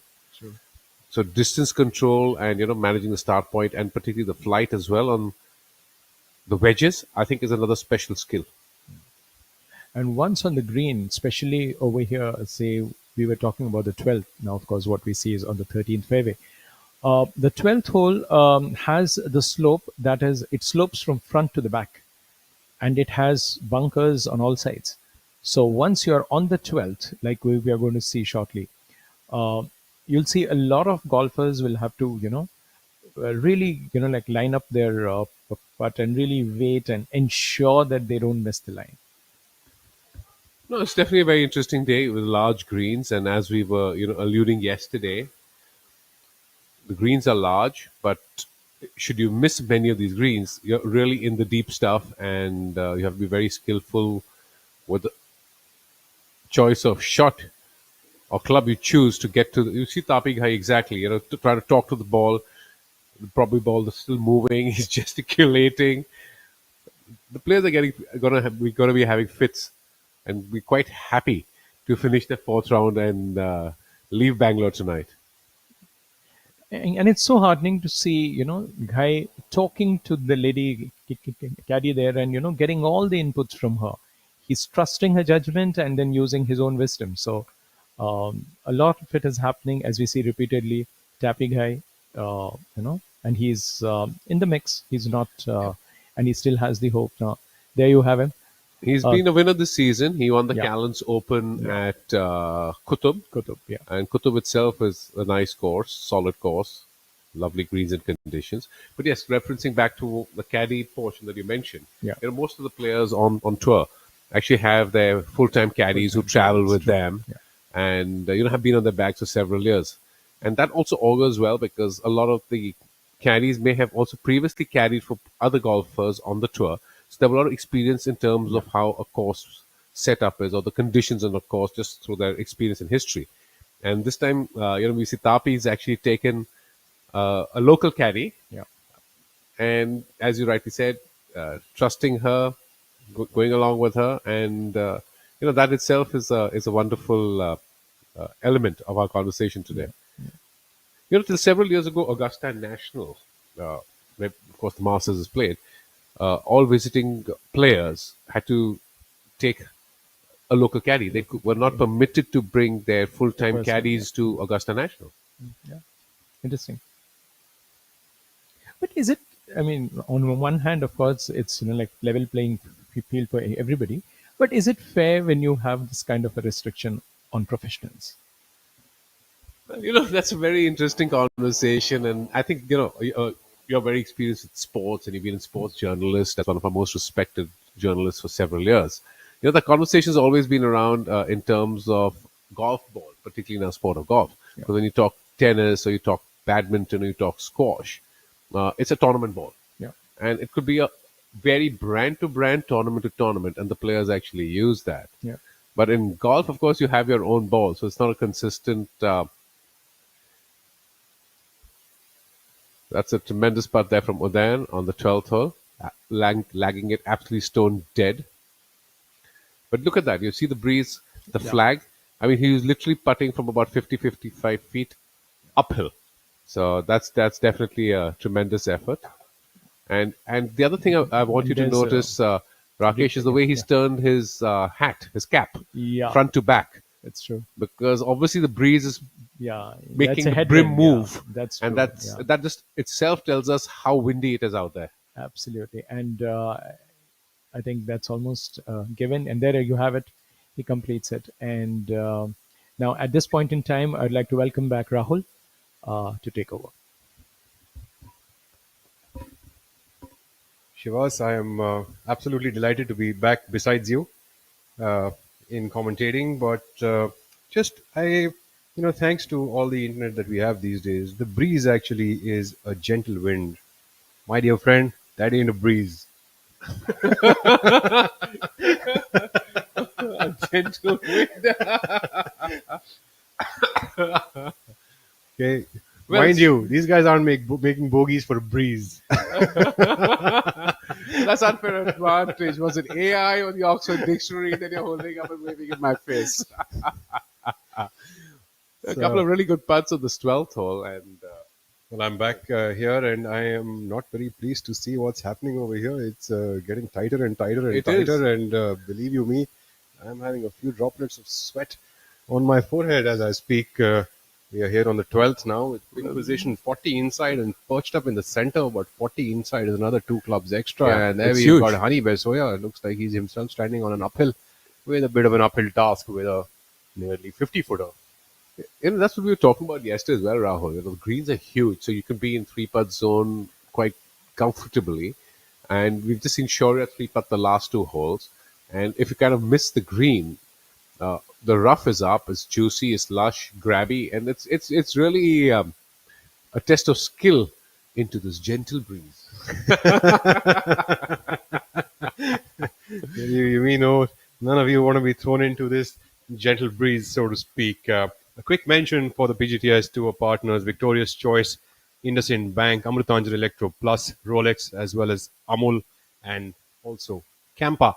And mind you, no sporting event can take place without the support of great companies backing them, and Victorious Choice is one of them. Is an entity inspired by the philosophy of Choice International Limited that has risen to becoming a unicorn in the financial sector with its unique and innovative approach of joy of earning. I could do a bit with that, Shivas, joy of earning and financial services and so on. I might not have too much of money to invest in there, but the joy of earning sounds quite the thing. And even here on the PGTI, Victorious Endeavours Private Limited, a sports development company, is the one which is promoting this endeavor of theirs. It's looking forward to a holistic development of golf in India, and their objective is to take the joy of golfing to the next level. You see the point there, Yes, Shivas. I The do. joy of earning, the joy of golfing. Professional golf kind of looks like The that. joy of commentating. But Rahul, I must tell you, now that we're talking about Victorious Choice, I've actually had the pleasure. They're a Mumbai-based company, and Mumbai, of course, is home for me. Lovely putt there by Baisoya, super safe for par, and the owners of the business and the ones that are actually running the business, they are so invested in sport. It's not just golf, but it's also other sports like badminton and triathletes and individual athletes that they are supporting through their CSR program. And I'm full of admiration for the gentleman at the head, Mr. Kamal Podarji, and then of course Rahul Mehta, who you see on screen at many prize presentations, who's currently in the US. But they truly do this with their heart and their passion, and they are really, going above and beyond to make a difference in the world of sport. Shaurya Bhattacharya backing off from that putt as a gust catches his attention. Currently with a 3-shot lead over Kshitij Navedkar and Udayan Mane. A very, very important putt for him to make now. Absolutely. Rahul.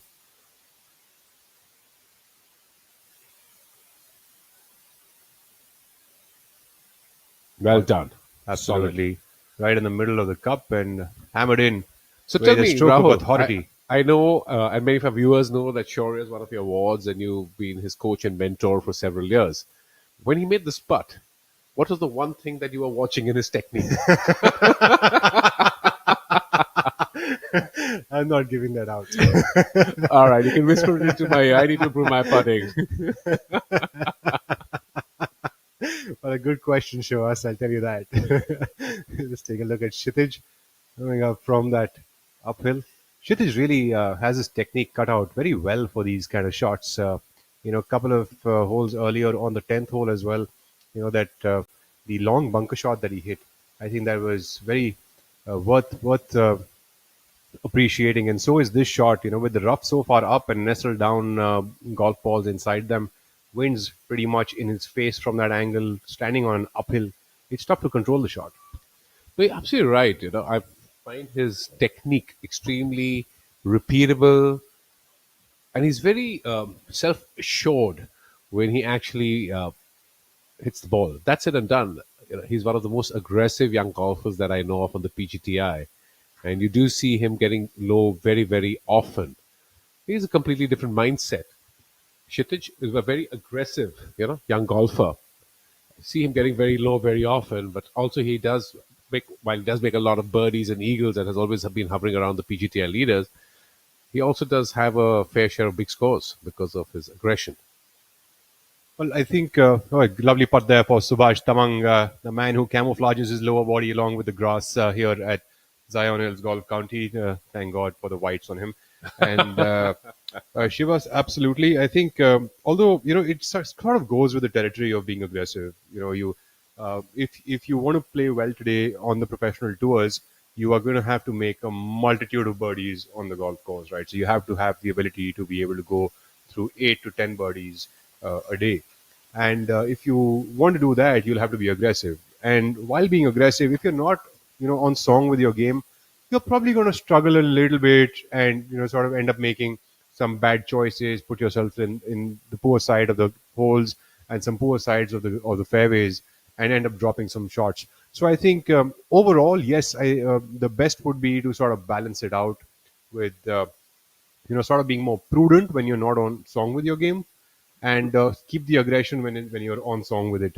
And I think that's the way that one can balance it out. But having said that, Kshitij is a super player, and I think experience also sort of does that to you, right? So over time, you sort of understand, okay, I can't be aggressive when I'm not playing so well, right? So somewhat to that effect, although I'm just sharing this from my own personal experience that aggression is Which, very of course, we important, know but you've got to sort of balance it out your eventually. experience is very significant, as a top amateur golfer who's represented India and is a medalist at the Asian Games as well. And then you played some professional golf and you work very closely with a lot of these players. So the mindset is extremely important as well. Yeah, so aggression, mind you, the great up and down there. पढ़ता है खेलता है झूलता उछलता है दौड़ता कभी कभी दौड़ कराता है आगे आगे बढ़ता है इंडिया अमूल दूध पीता है India. What a great shot! But he looks tired.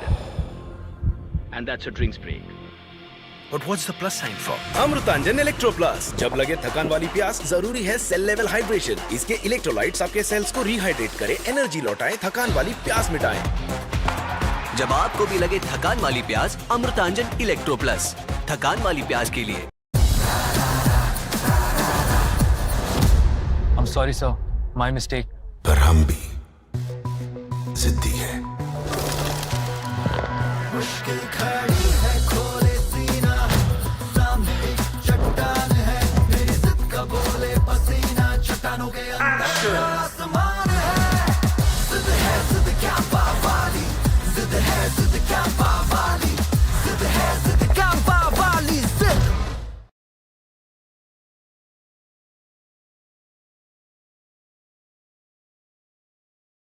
Leader group of Shaurya Bhattacharya, Udayan Mane, and Hani Bai Soya. So, going back to that conversation, Shivas, that you and I were having, I think last week, Udayan Mane and Yuvraj Sandhu went into playoff at 28 under par. That's right. And I could be a shot or two off over there. But you think about it, unless and until players were willing to be aggressive and really put themselves out there, you couldn't be shooting 28 under par for 4 days. I can promise you that. So you have to be on top of your game today. You have to be able to take those chances. And there we have a little bit of factoid on our screens. First tournament in the state of Odisha coming up shortly. No, the PGTI, of course, is doing a tremendous job of growing the game in the country, and it's really nice that this sort of facts, figures, and trivia, the production team is actually sharing with our viewers as well. Absolutely, It's and educational for you and me as well. 100%. In fact, I have also been a part of some of the tournaments hosted by the PGTI in Bangladesh, Nepal, as well as Sri Lanka.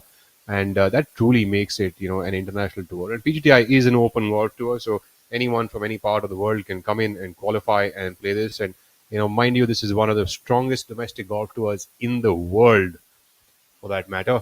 We take a look at our leader, Shaurya Bhattacharya, coming up on hole number 13. And also the fact that our tour offers world ranking points. part of the OWGR. I think that itself has also made it a lot more attractive for international players. 13, Our own Indian players. 13 to the 345-yard par 4, going in with a wedge. He's really watching it quite carefully. Doesn't seem to be quite happy with that one. Let's see where that golf ball has really landed up. This is the island green. It's a very All on large his one, back of nine. course. Very, very large one.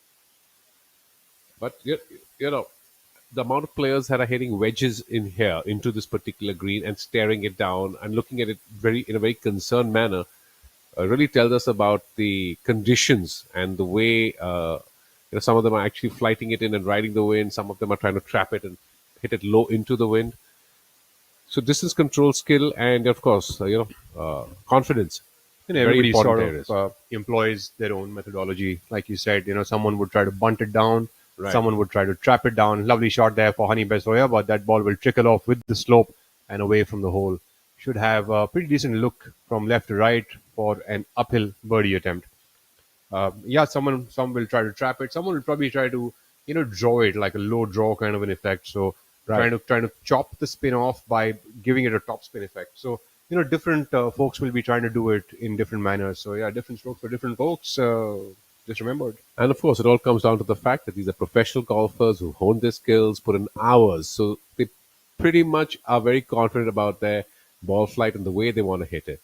Now, the disclaimer that don't try this at home should always go out just before all the great shots that these guys pull off. Well, the reason they do is because they do try it at home and they do it repeatedly. But it's not for the faint-hearted. Quick mention to all of the players who are doing fantastically on the course today.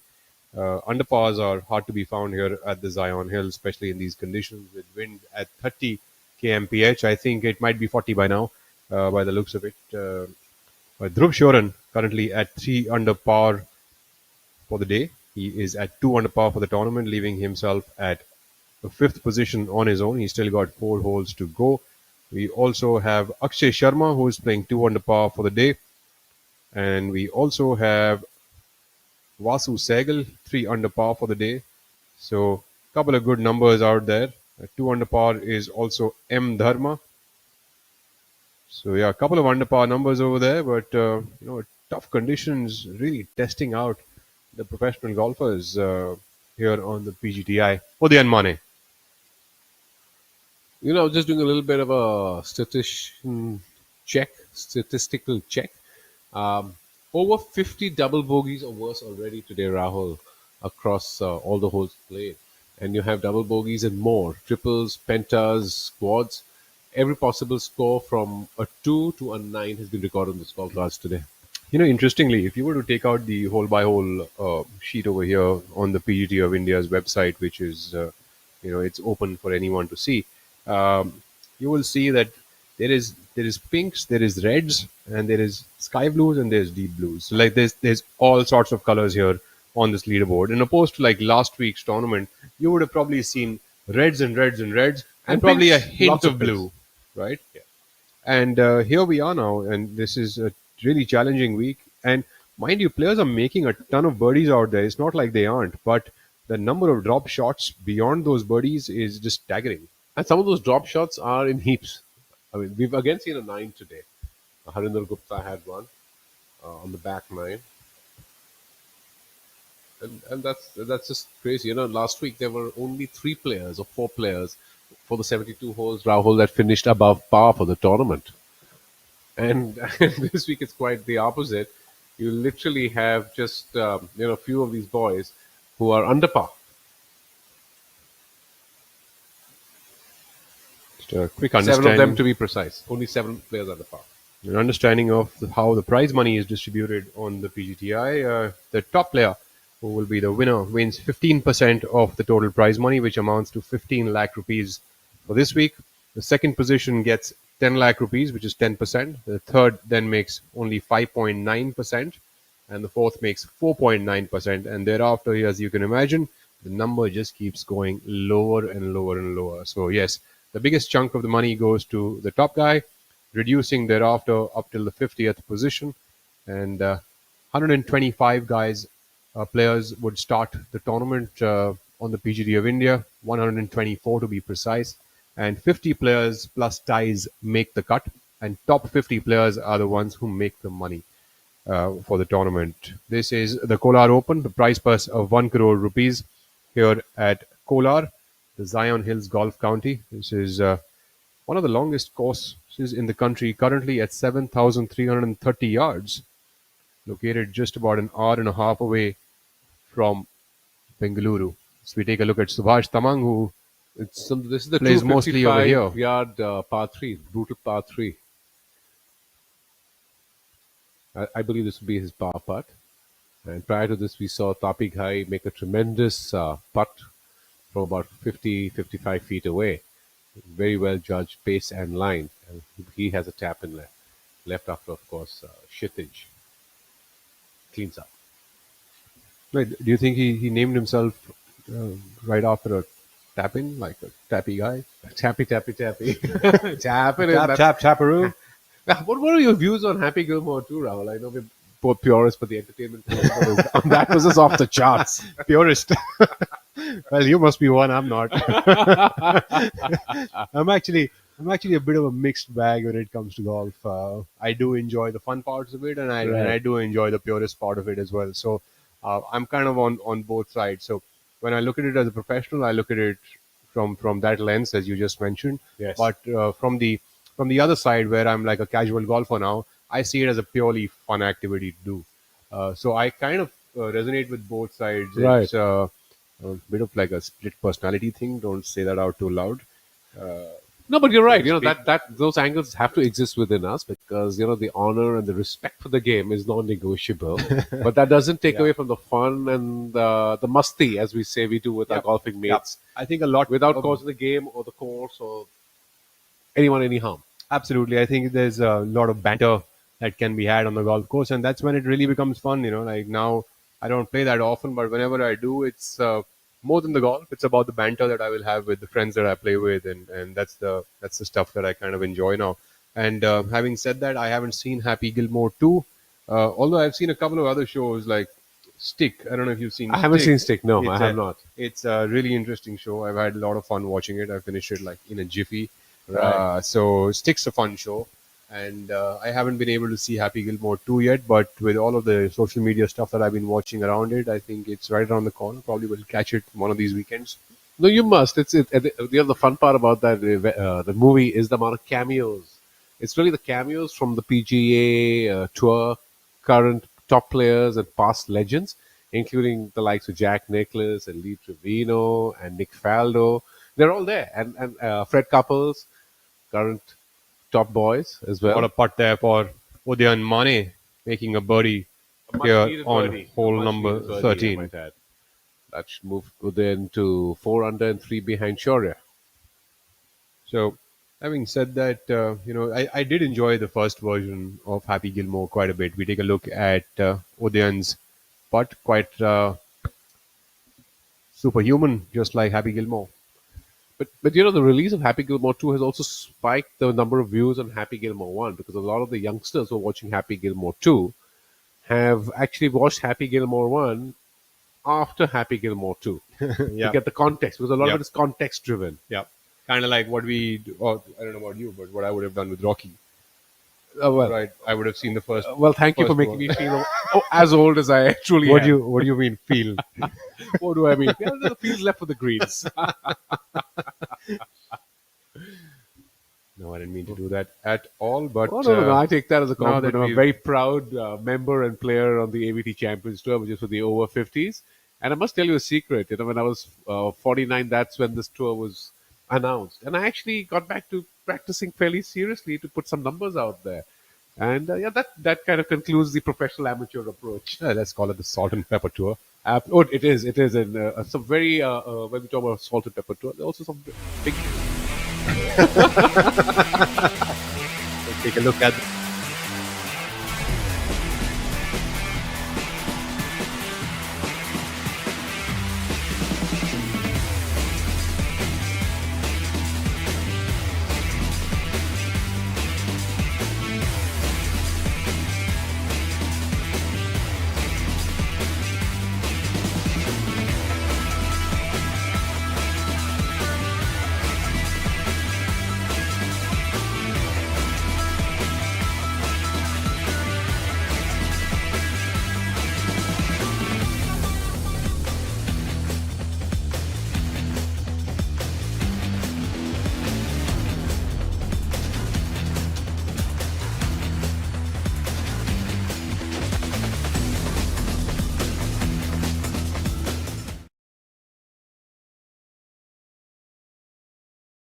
We were staring that one down.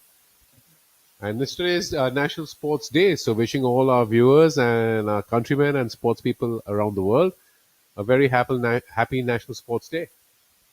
And I think that whether it is the National Sports Day of my country or your country, sports is to be celebrated no matter where we are in the world, and that's exactly what we should do with it. Sports is probably the greatest gift that man has given himself. I couldn't agree more with you because I see very often people from different age groups and generations playing together, enjoying each other's company, and truly being friends. And a lot of mutual respect. That's Karthik Sharma rolling the dice straight down into the hole. That was a very nice putt. Hole number 15, a 410-yard par 4. As we look at the proceedings, if Shaurya Bhattacharya is to win this week, he is currently at 10th position on the order of merit. He should be able to jump up 2 to 3 positions on that order of merit as after this week if he is to grab that first position. Yuvraj Singh Sandhu leads currently at 88 lakh and 67,000 rupees made so far by playing 11 tournaments here on the PGTI, and Arjun Prasad follows him on number 2 at 63 lakhs and 23,000, and Anga Chima is at number 3 with 57 lakhs and 66,000 rupees. Both Arjun Prasad and Anga Chima both have had great years so far, and so has Yuvraj Sandhu.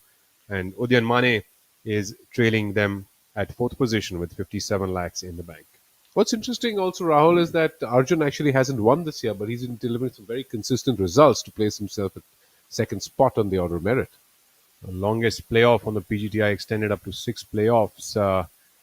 And Adil Bedi and Udyan Mane at Bengal Open. It looks like Udyan Mane seems to like these playoffs and likes to like them last quite long, as he did just last week as well. And bizarrely, that playoff with Adil was at Choli, where also the playoff was the par 3. Absolutely. And so was it last week, right? At Exactly. Clover also the par 3. So yes, Exactly. Udyan Mane seems to fancy these. The lowest winning total on the PGTI is 24 under. I think that would have changed That just has last changed. week. That statistic changed just It's last been week. I broken think last week as well as the week before, because it's been 31 under and 28 under in back-to-back weeks. So correct. Unless that stat is without cannot probably come in preferred lies. with preferred lies. So that Possible. could be a possibility. We take a look We at should- that leaderboard here. We should check on that. That would be an interesting fact or piece of trivia. So good to see you there, back at 4 under after that birdie. And, Shaurya, of course, still very much in the hot seat and needs to keep it going. Well, it's important to keep things interesting. So we've got now 2 players charging up on Bhattacharya, and they will have their foot on the gas pedal as we are nearing the end of this final round of the inaugural Kolar Open. And that Drew big Sheeran, of trophy. course, in the meantime, moving up steadily. He's birdied, 3 holes on the back 9. It's still 2 to go. So, It's a good round coming up for Dhruv Sheeran. yep, he got 6 birdies and 2 bogeys today. He sits at 4 under. I believe that would be pretty much the best round of the day so far. There are a couple of eagles, though, on the course that have happened, but doesn't seem like many of them. In fact, Koichiro Sato, I think, has made 2 eagles on the day today. And he's also had some big numbers, so it's been a pretty spotty scorecard. I have Grapevine tells me that Koichiro Sato actually, he's not a very big unit, but he packs a big punch behind the golf ball and hits it very far. He's made 2 eagles today, and unfortunately has also made 2 double bogeys to match that up. And after 2 eagles and a birdie, still lurking at about 2 over par for the day. Really goes to show that the ups and downs on this kind of a course can be anything. That's a great second shot. That's a great tee shot on the par 3, 14th hole. 14th hole, yes. On the par 3, 255-yard hole, and one of the toughest holes on the golf course. And the wind, obviously from the tee line, moving left to right. Well, with the pin today towards the right side on the 14th, which is 5 from the right and 19 inside, the wind will probably play as an advantage, or it really depends if you can hold your golf ball in that wind, especially. Is it going to get thrown off? It has to be hit powerfully enough, has to have the yardage on it and the control. Let's see if Shaurya Bhattacharya can command that golf ball the way he'd like to. Hole number 14. Looks like an iron, 255. Maybe not playing 255 today, but still even at about 230. That's strong blow, Rahul, with an iron. What's that? 3-iron or driving iron? No, he's missed it to the short side there. That's exactly what you were talking about. Low side miss. So if you. I'm sorry, sir. My mistake. पर हम भी जिद्दी है मुश्किल खड़ी है खोले सीना सामने एक चट्टान है मेरी जिद का बोले पसीना चट्टानों के अंदर आसमान है जिद क्या पावाली जिद क्या पावाली जिद क्या पावाली जिद. What a great shot! But he looks tired. And that's a drinks break. But what's the plus sign for? Amrutanjan electro plus. जब लगे थकान वाली प्यास जरूरी है सेल लेवल हाइड्रेशन. इसके इलेक्ट्रोलाइट्स आपके सेल्स को रिहाइड्रेट करें, एनर्जी लौटाएं, थकान वाली प्यास मिटाएं.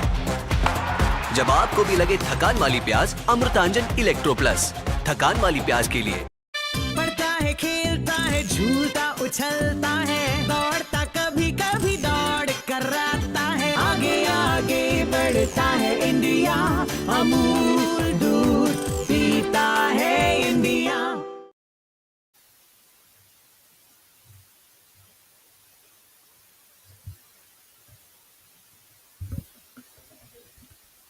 Well, there we go. We're back here with the action on the course.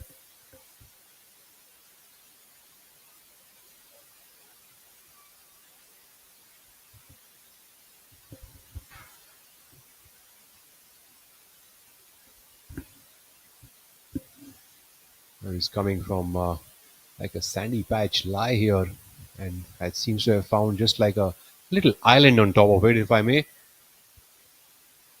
Udyan Mane from off the fairway here on the 14th. Seems like a bit of a challenging shot here for him. Second shot on this par 3. Can he chase that one up? And he leaves that in the rough. Wheels seem to be coming off there on this 14th hole for Udyan Mane.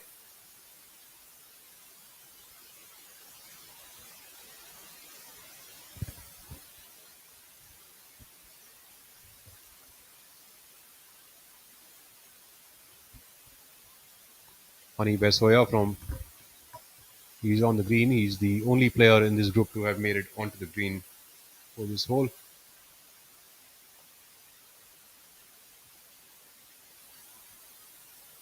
There we have the tournament director now moving alongside the leader group. It seems like there we've got Udyan actually taking a free drop from what seems like a drain or a hydrant.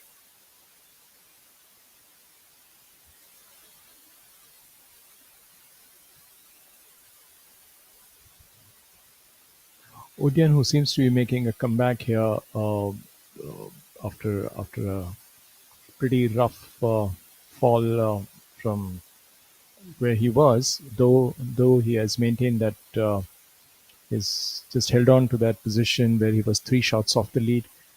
But he was making a comeback. He birdied the last hole, trying to make up for all those lost opportunities.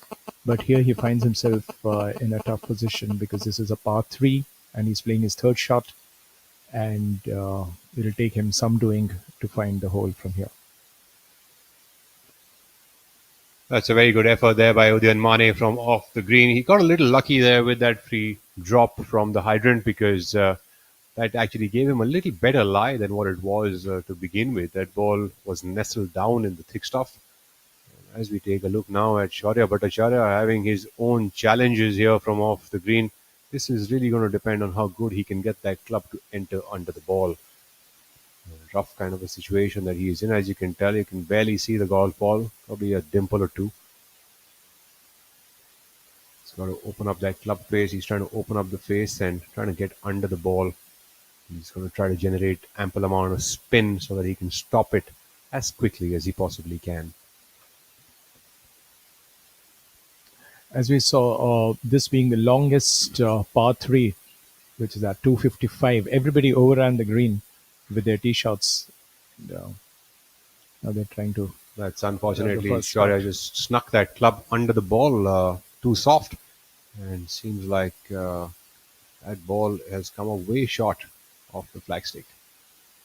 So the toughness of thick stuff, you can't quite tell whether the club is going to slide under the ball, how much room there is under the ball and between the ball as well as the ground level. Is there too much of fluff beneath it? It's just hard to tell. So becomes a challenging enough situation. He has got about 20 feet remaining for a par.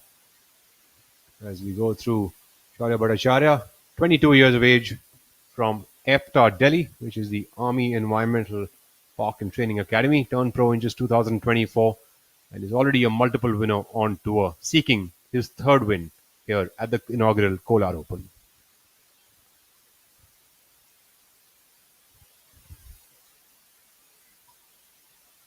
And Shaurya maintained his 3-shot lead over Kshitij Navedkol and Udayan Mane as he moves into the last 4 holes of this final day.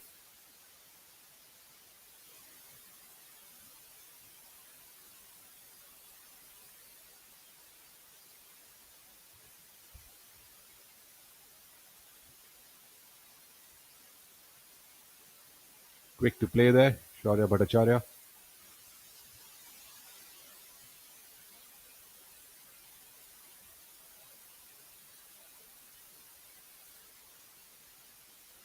Superb effort there by Shaurya. Will drop a shot here on the 14th and go to 6 under par for the tournament.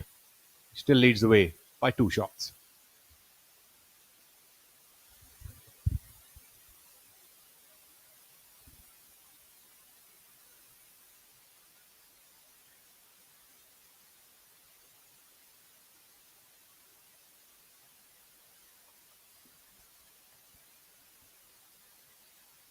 Dhruv Shoran, who is steadily moving up that leaderboard and quite stealthily and quietly, currently at 4 under par for the day and 3 under for the tournament. He's found himself at a tie for 4th position as of right now, while the game is still underway.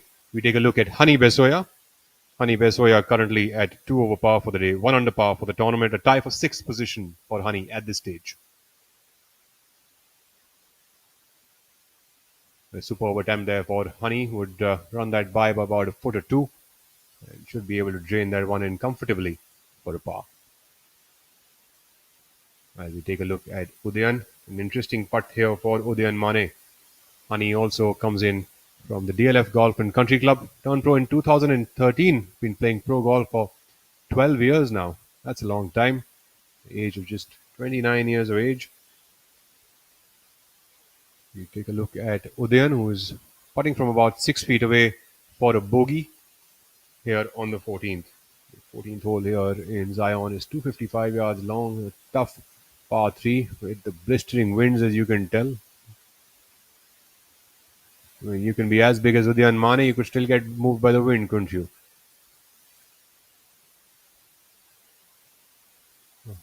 I wonder how the thin ones are feeling.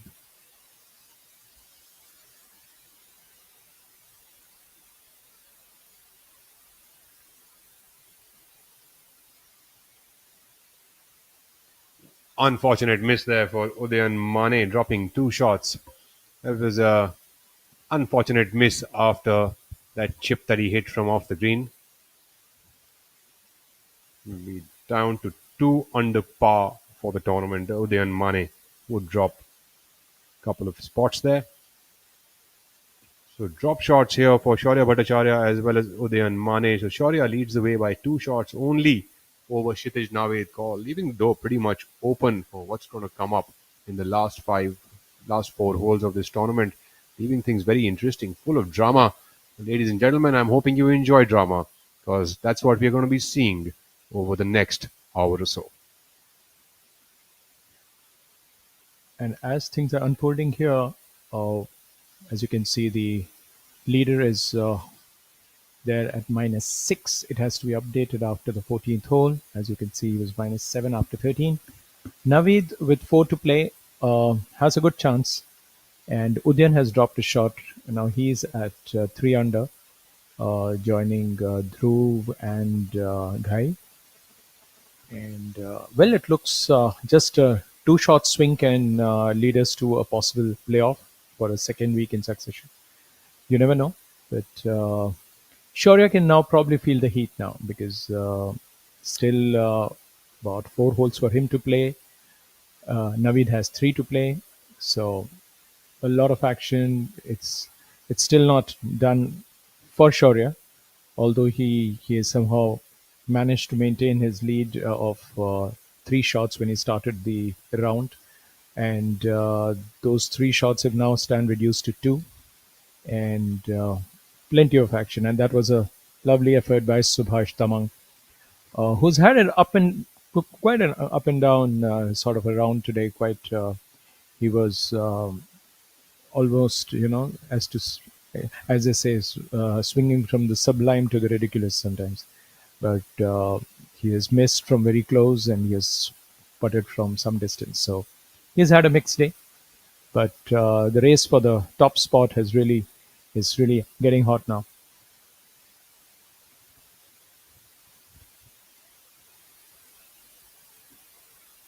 Well, definitely looks like a lot of interesting stuff is going to come up on over the last couple of holes. Subhash Tamang making a birdie here on the 15th hole. That was a stellar attempt by him. And, the 15th is a 410-yard par 4 with a stroke index of 12. So it doesn't make it the toughest hole on the course. But let's see how the wind is playing havoc here on this particular hole. It has kind of a mixed bag. And in fact, Koichiro Sato ended up making an eagle over here. Must have holed his second shot on this. Kshitij Naved call. As I wait to apprise you whether this is a birdie or a par putt. Kshitij from about 15 feet away.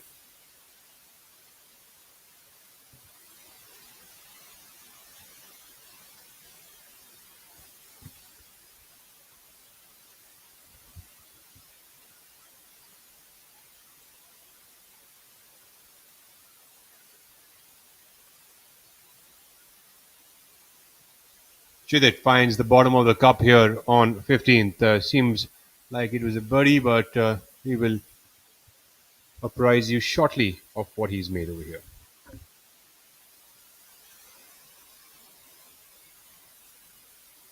Kshitij Naved Kaul making a birdie on hole number 15, as we just saw.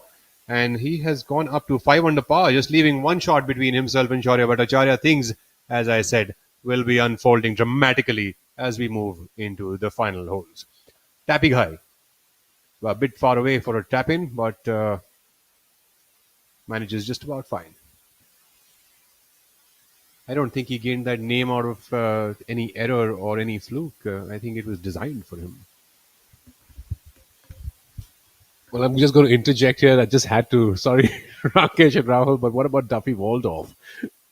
I always wondered, when I was a little kid, I actually, Duffy Waldorf at that point of time used to be one of the top players, and I always wondered if someone was to live up to their name. But Duffy Waldorf couldn't have been on the PGA Tour if he lived up to his name at all. So yeah, but Tappy guy, this works out pretty well, and there are a couple of people who are known as Sandies, and the Sandies do well as well, and so on and so forth. And yep, so good fun.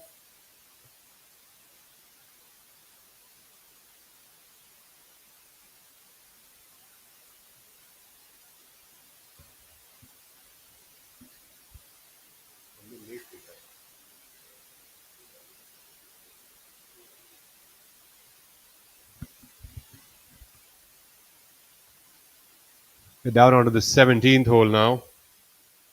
The 17th is a par 4, one of the longest holes on the course, 470 yards. Stroke index of 6 here on the 17th. We have now Kshitij Naved Kaul on the 16th.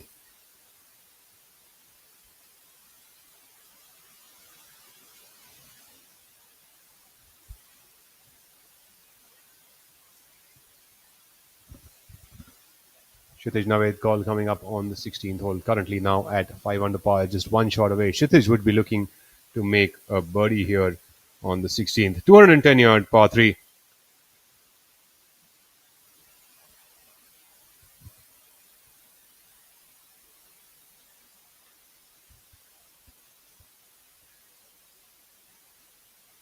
As things stand, a strong last couple of holes for Got a very Kshitij can strong make it. shot for Yeah. Kshitij Naved call, stroking Yes. authority there on this par 3, the 16th, and also stamping his authority on that leaderboard right now. Will have just about 6 feet for birdie to tie Bhattacharya at 6 under par.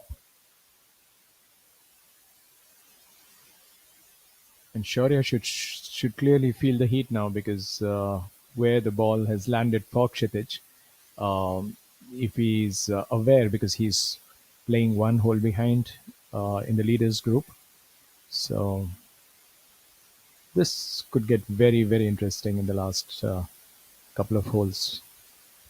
Tapendra Ghai coming up onto the same par 3.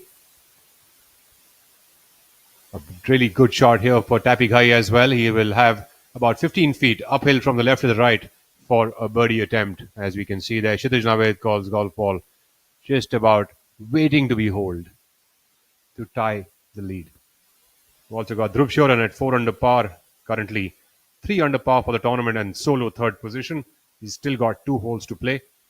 So far having a blemish-free back 9.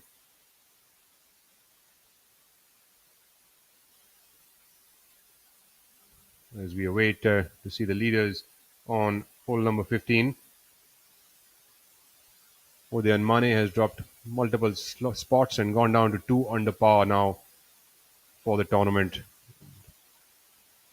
We've got on the 17th hole, we have Kartik Sharma, the left-handed golfer from Gurugram.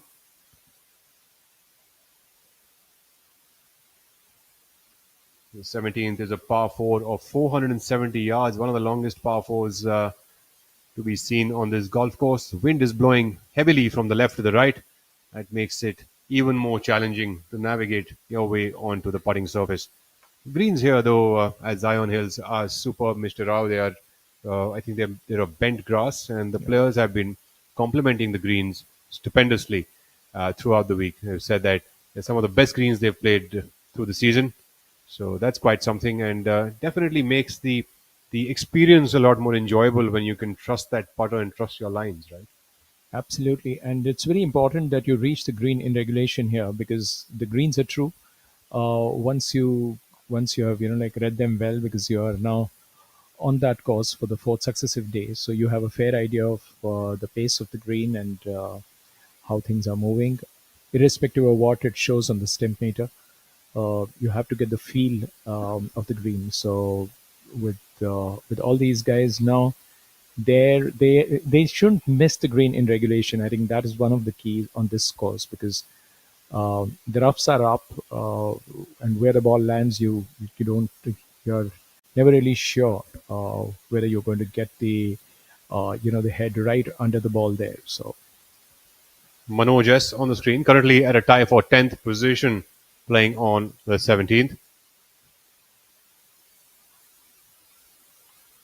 Manoj S, he's not quite happy with that swing that he made, stepping back away from it. There we have him, all of 17 years of age, from Karnataka Golf Association, turned pro just this year. Rookie season for Manoj S, and doing fairly well for a rookie season, I must say. yeah, and I'm sure that he must have had some experience of being on this course, and certainly he must have visited it before the tournament. Absolutely, being in his vicinity, I think that goes without saying that he would have probably visited it. But having said that, tournament conditions can be very different and challenging than the other day's conditions. And even for that matter, let me tell you, if you haven't played in this particular wind would be different from what you had 6 months ago on the same course. It would be blowing in the absolute opposite direction, and those things actually they act as a big challenge. In fact, some of the players told me that on Sunday when they played the Pro-Am, the greens were playing rock hard on that day, and on the next day itself, the greens were spinning back. So that's the kind of nature of the game, right? The the nature of the sport, the nature of the terrain that they're on this week, and that's what they have to adapt against, or adapt with, if I may. Kartik Sharma slipping off. Seems like he's hit a bit of a toe shot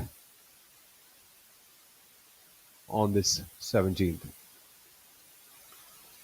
Also, this is the somewhat the back nine of the PGTI season. The PGTI season started in August first week, and this is the fourth event of the second half of the season, 16th event of the season in total. In September, right after this tournament, the players move for the Chennai Open at the TNGF Cosmo Golf Course, followed by Golconda Masters at the Hyderabad Golf Association, and then the Coimbatore Open at the Coimbatore Golf Club.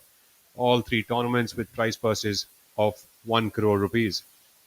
And in October, the players' schedules are packed up with Bengaluru Open at the KGA, the DP World India at the Delhi Golf Club, and the Pune Club Open at the Pune Club, of course, in Pune. Tappy Guy, unfortunately, that seems like a bit of a misread, I think, for him on this putt. That ball had no break towards the left while it was moving, and speed also didn't seem enough. And I'm just tiring out by seeing the number of tournaments that the players have to play. I'm just tired of saying it, and I wonder how tired they must be at this moment before they get a week's break into the next tournament. In November, the players move to the Trident Open in Chandigarh, and followed by the Indian Oil Servo Masters in Digboy, Assam. This also being one of the oldest tournaments on the PGTI's calendar, the Indian Oil Servo Masters, both for a prize purse of 1 crore rupees. It's a very charming place, the Digboy Golf Links, one of the marvelously designed golf courses on the Indian calendar. We take a look at Kshitij. Kshitij putting this to join Shaurya Bhattacharya to tie for the lead. And he does. Fantastic putt here for Kshitij Naved Kaul, making things extremely interesting for all of us viewing this tournament. And here is a replay. That's gentle touch, and there it slips into the cup. And that, for once, we have joint leaders up there, because we are still not sure if the leaders group have reached the 15th green. Tamang putting for par.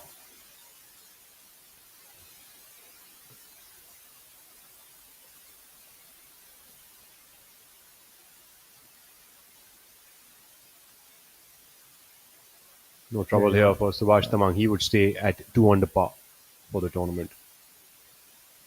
That is Tappy Ghai moving his marker back to his original position, and that's something that, you know, if your marker is coming in the line for another fellow player of yours, then you can move it aside by measuring it out, and then you move it back to the original position before you play it. Otherwise, you will be penalized if you forgot to put it back in. There we have Tappy Ghai tapping it back in, and I am not done yet narrating the number of tournaments that we have. In December, the players move to Jaipur Open for at the Rambagh Golf Club in Jaipur, and then they play the Vishwa Samudra Open for INR 2 crores at the Delhi Golf Club, and then a new tournament on the calendar, Sidco Open at the Kharghar Valley Golf Course in Mumbai, followed by the Tata Open, which is another tournament worth 2 CRs at Golburi and Beldi Golf Clubs in Jamshedpur. Tata also happens to be one of the oldest supporters of golf in the country.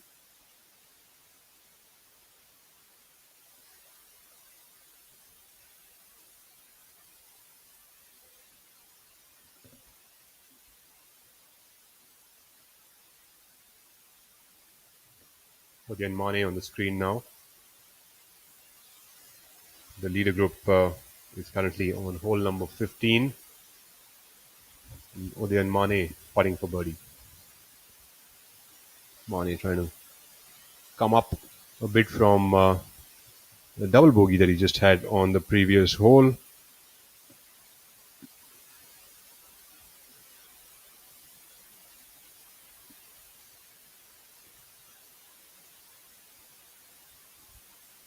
Unfortunately, Mane with a good attempt there, tap in for a par. would stay at 2 under par for the tournament.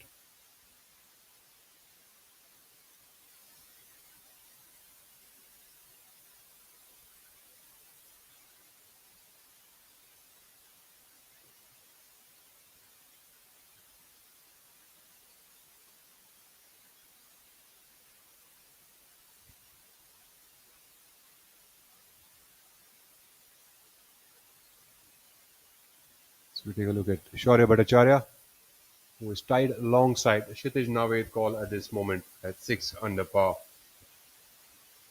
Kshitij, who has just made birdies on 15 and 16 to tie alongside Shaurya, currently playing the 15th hole. Putting for par to stay in the lead alongside Kshitij.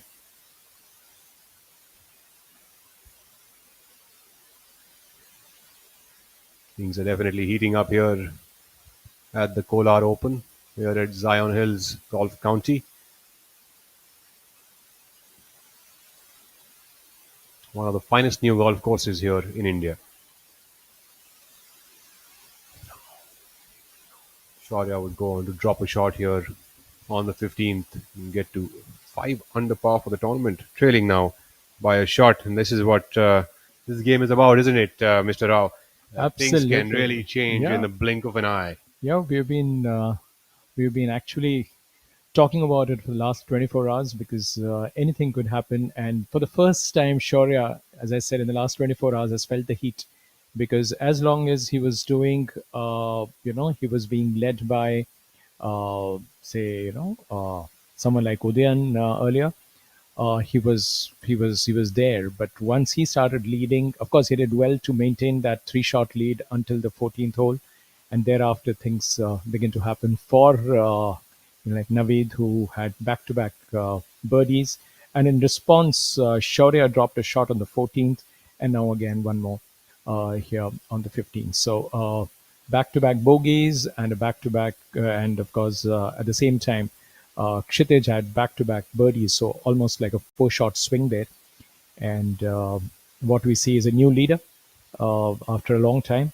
And Kshitij with just 2 to play, can he hold on to it, or can Shaurya, increase the heat and really make things happen? Because now this is a show of, this will be Shaurya's character on display. Can he make things happen? Now he cannot just sit on that lead which he once had. Now he'll have to attack the pin a little more. He has to play more aggressively to catch up with Naveed and hope that Naveed doesn't have a great finish.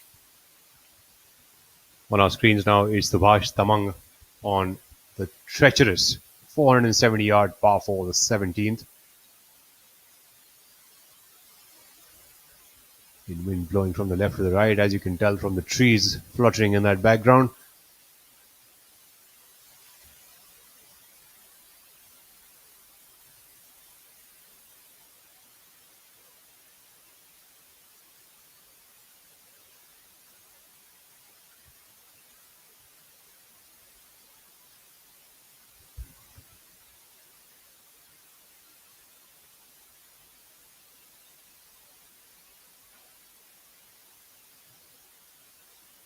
Some great work by our cameraman there.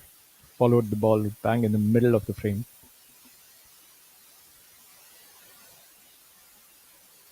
Hey, we've got Tapinder Ghai now taking off on the 17th.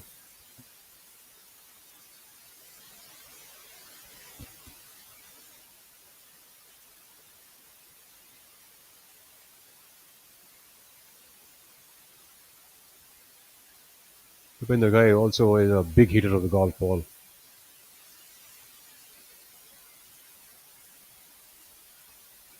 That was that swampy area that we saw one of the players yesterday playing from. I think it was Kshitij, who took off from that area yesterday, who is also the leader as of now.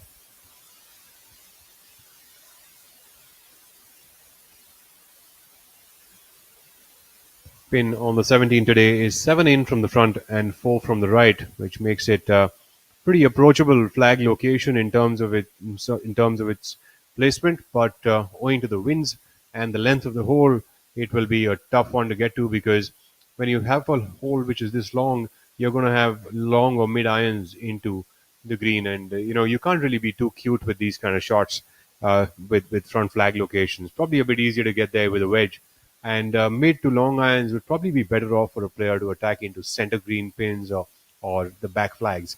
Hani Besoya now on the 16th. Rahul, as you see the leaderboard there, Shaurya with a double bogey on the par 3 16th.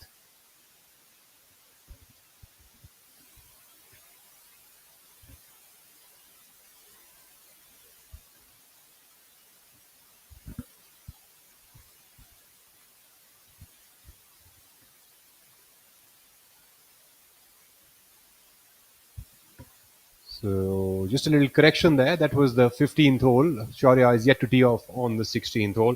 So Shaurya dropping a shot on the 15th to go to 5 under par for the tournament. One shot behind the leader.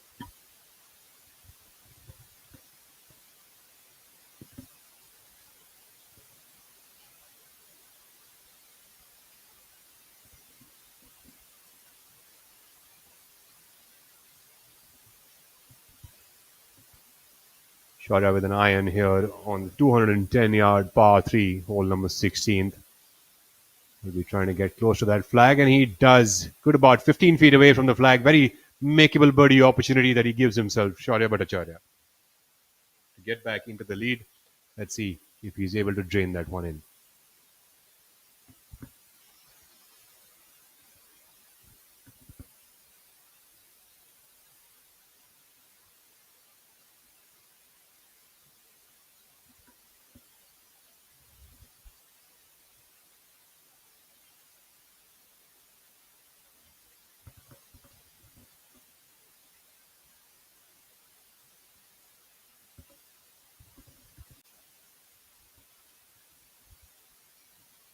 Looking at the 825 group, we've got Abhinav Lohan on the screen.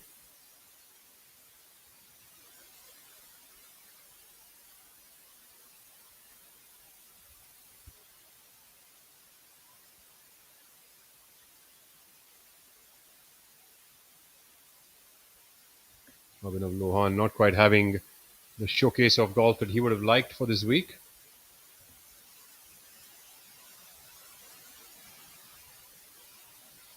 Having a bit of a tough day on the final day here at the Kolar Open, playing alongside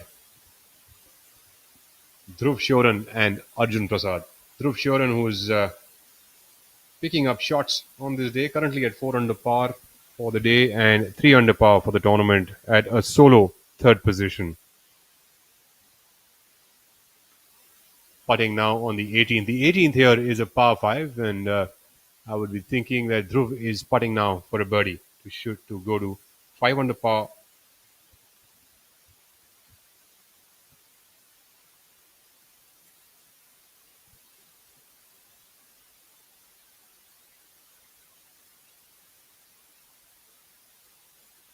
Dhruv Shoran, all of 30 years of age from the DLF Golf and Country Club, turned pro in 2018, is a multiple winner on the PGTI Tour, and also is working very hard on his game, trying to take it from strength to strength going into the rest of the 2025 season, as well as further on into the next few years.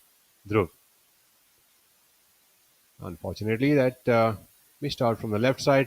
Dhruv would still have about 2 feet for his par.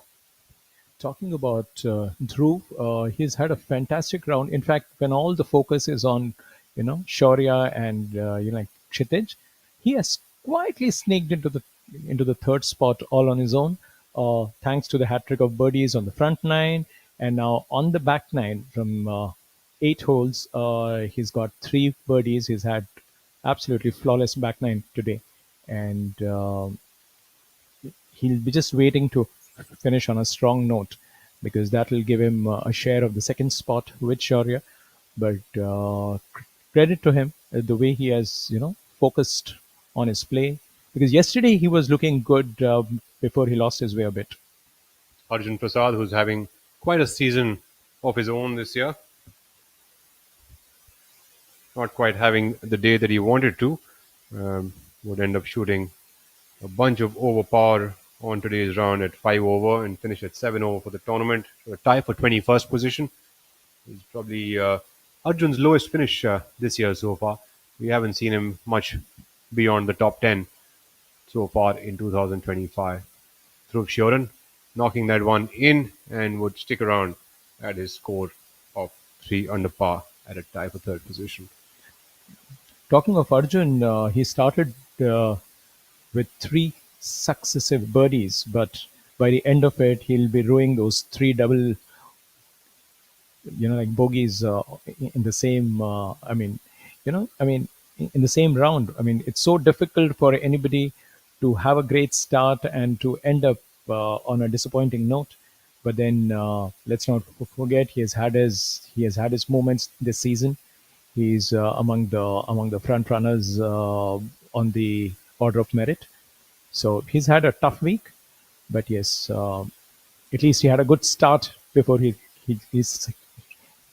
he somehow lost his way on the back nine. As I now request my co-commentator Shivas Nath to come back and join in here in the commentary.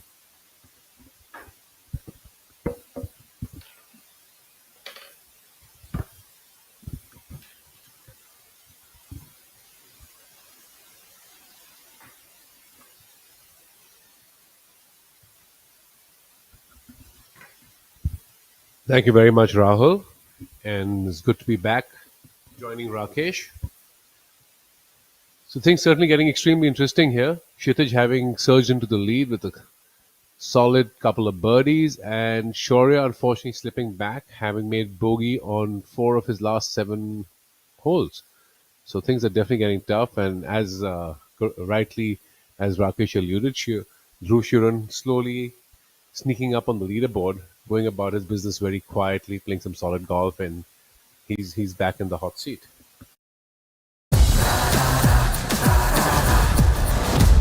I'm sorry, sir. My mistake. पर हम भी जिद्दी है मुश्किल खड़ी है खोले सीना सामने एक चट्टान है मेरी जिद का बोले पसीना चट्टानों के अंदर आसमान है जिद क्या पावाली जिद क्या पावाली जिद क्या पावाली जिद. What a great shot! But he looks tired. And that's a drinks break. But what's the plus sign for? Amrutanjan electro plus. जब लगे थकान वाली प्यास, जरूरी है सेल लेवल हाइड्रेशन. इसके इलेक्ट्रोलाइट्स आपके सेल्स को रिहाइड्रेट करें, एनर्जी लौटाएं, थकान वाली प्यास मिटाएं. जब आपको भी लगे थकान वाली प्यास, अमृतांजन इलेक्ट्रो प्लस. थकान वाली प्यास के लिए. पढ़ता है, खेलता है, झूलता उछलता है, दौड़ता कभी कभी दौड़ कराता है, आगे आगे बढ़ता है इंडिया, अमूल दूध पीता है India.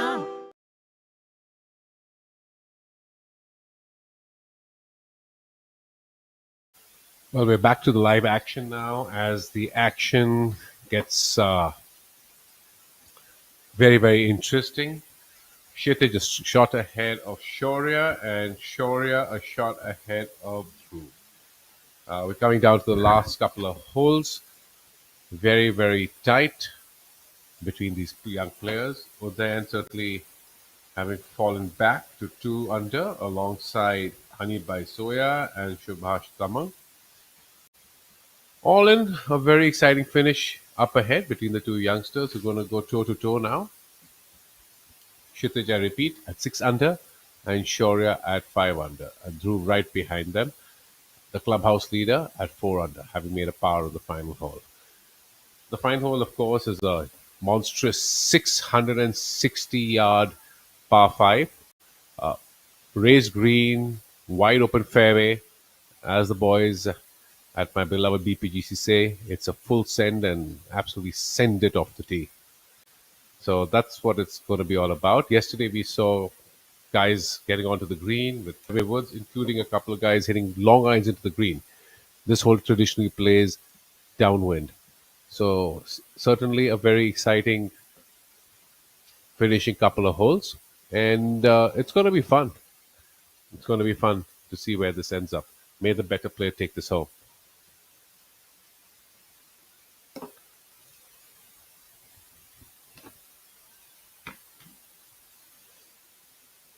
The 17th itself, a strong 470-yard par 4. This, of course, is your penultimate group with Tapik Hai, Kshitij Kaul, and Subhash Taman.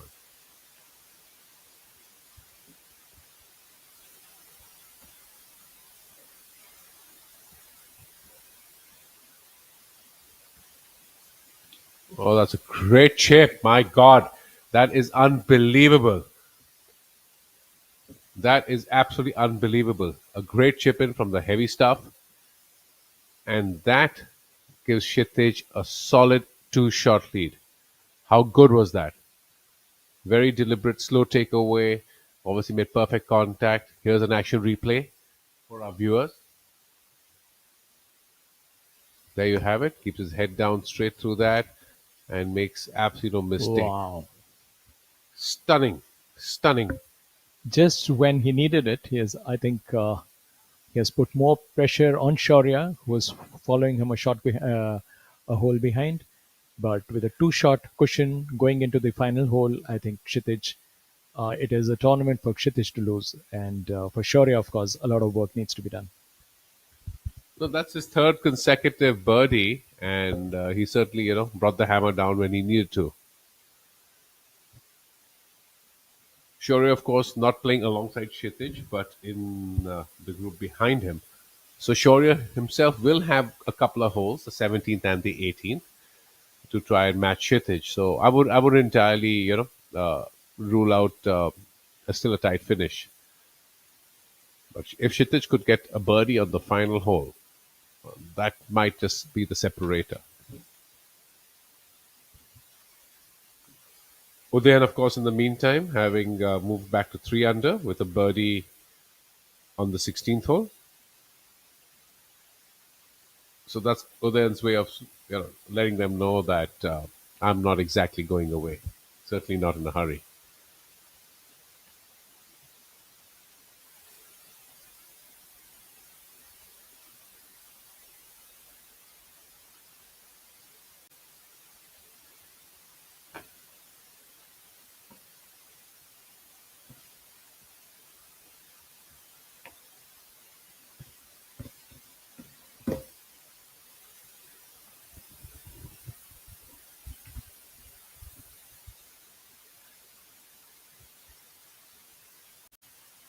And as we watch the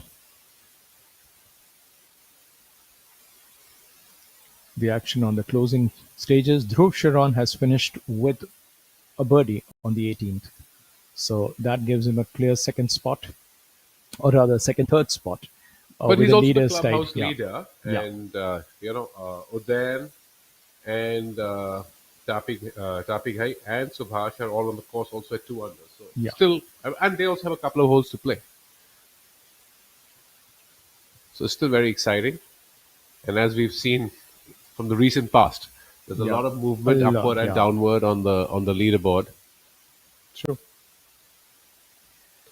That's he short-sighted himself, Tapik Hai.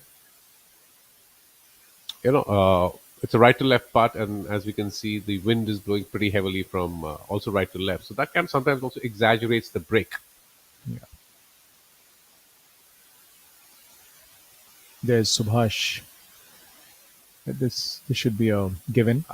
It's quite close. But then looking at what he has been able to do this day, he has missed some very, very short putts, and he has sunk the ball from some distance, I must say. So he has had a mixed bag today, and this he should be able to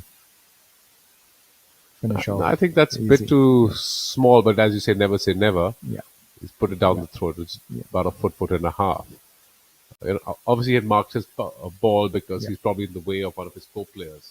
Sure. Failing which I would imagine that he would have actually just, finished it. But then, Finished it again, with the back previous alluding one, to the strong wind. And I say wind because our co-commentator, Rahul Bajaj, wasn't too happy with me calling it a breeze. Yes. And that does, just make things a little difficult just in terms of setup and just getting a hands and club face set. So it just takes a little bit, a while longer to just get comfortable. Look at the size of that par 4 17th. I mean, the green over there. No, It's huge. this course is huge. Look Look at at this this. visual. Our camera at team is this. listening to you, That Rakesh. says it all. I mean, this kind of a bird's eye view gives you a very clear picture of. Although And bang in the middle of the. Zion is proving to be a very, very tough test for all, and certainly I believe a lot of viewers would love to go and play this course and see how they actually fare, because it's really up to the challenge. Well And and truly, and this week has been, I think, one fine advertisement for those behind the show at the Kolar Open, right from those, I mean, right from the owners to those stakeholders, the sponsors, everybody has got something out of it. No, they've all delivered, absolutely Yeah. delivered. So now, of course, we have the local lad Manoj S from Yeah. Karnataka Golf Karnataka, yeah. Association, Sure. 17-year-old, Yeah. putting on a solid show. Yeah. It's very heartening to see that young Manoj, all of 17, Yeah. is has not only just turned pro, but he's hovering around 13th position, Yeah. holding his own, and obviously in a top field with very experienced players. That augurs well for his future. Manoj, of course, playing alongside Karthik Sharma, who's been a standout junior golfer and amateur, now around 24, 25 years of age, and of course Manu Gandas, who was the Order of Merit winner a couple of seasons ago, and then has been playing a lot of golf on the DP World Tour. Yeah, and in the meantime, Shaurya has broken his his streak of bogey, kind of a sequence after the 15th by sinking a birdie on the 16th. Much needed, very much timely needed, birdie. much needed, right when he needed it, and he still has 2 holes to play, 1 shot to bridge, and we're just looking at what could be a very, very exciting finish. Oh well, I could say that of 100%, and the multiple permutation combinations one can present, but it's really going to be just the better golfer and the one that keeps it tight on the closing couple of holes that's going to take this away. The putt really having gotten away.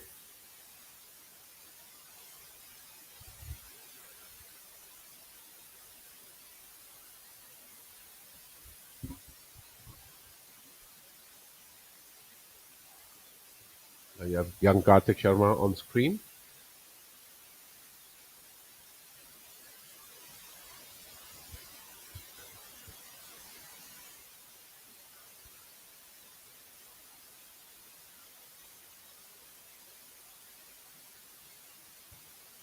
This lad has somehow lost his way. I mean, he was looking good in patches, and suddenly he finds himself at 7 over on the finishing hole.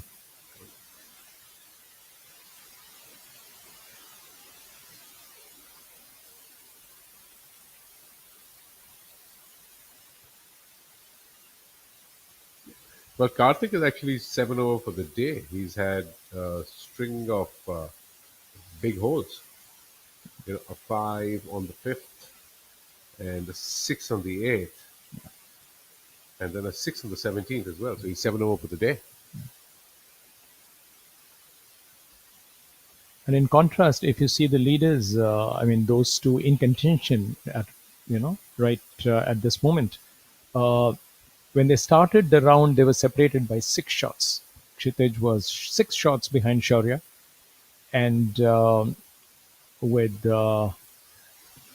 Kshitij on the final hole, he leads the overnight leader, or that we can very safely say that he's leading Shaurya by 1. So just look at the swing. Yeah, well, that's also, sorry to interject, but that's also because Kshitij is 5 under for the day today, and Shaurya's using the expression lost his way a bit, and he's 2 over for the day. But again, Dhruv Shuran has buried the 18th as well. Yeah. And strong finish there. Yeah, that's a solid 4 under back nine, a 5 under for the day, and sits with the clubhouse lead, the 4 under for the tournament. Unfortunately, Udyan has lost his way seriously in the last couple of holes because he's had a string of bogeys on the front nine, and then of course on the back nine as well. He couldn't quite get the act together. Yes, he does seem a bit out of sorts, but it is what it is. Obviously, he's doing his best, and you see him striding up to the 17th green. Three balls, all within 10 to 12 feet. So three makeable birdie putts right there, I would imagine. And today, of course, the flag of the 17th right up in front. The 7 paces on and 4 paces from the right.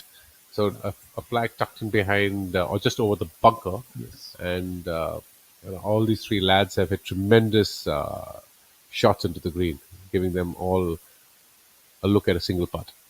What I like about this particular course is that hole number 16, 17, and 18, when you're there to finish like when you are aiming to come up with a strong finish, the designer has actually, designed it in a way that it challenges you before you leave the 18th.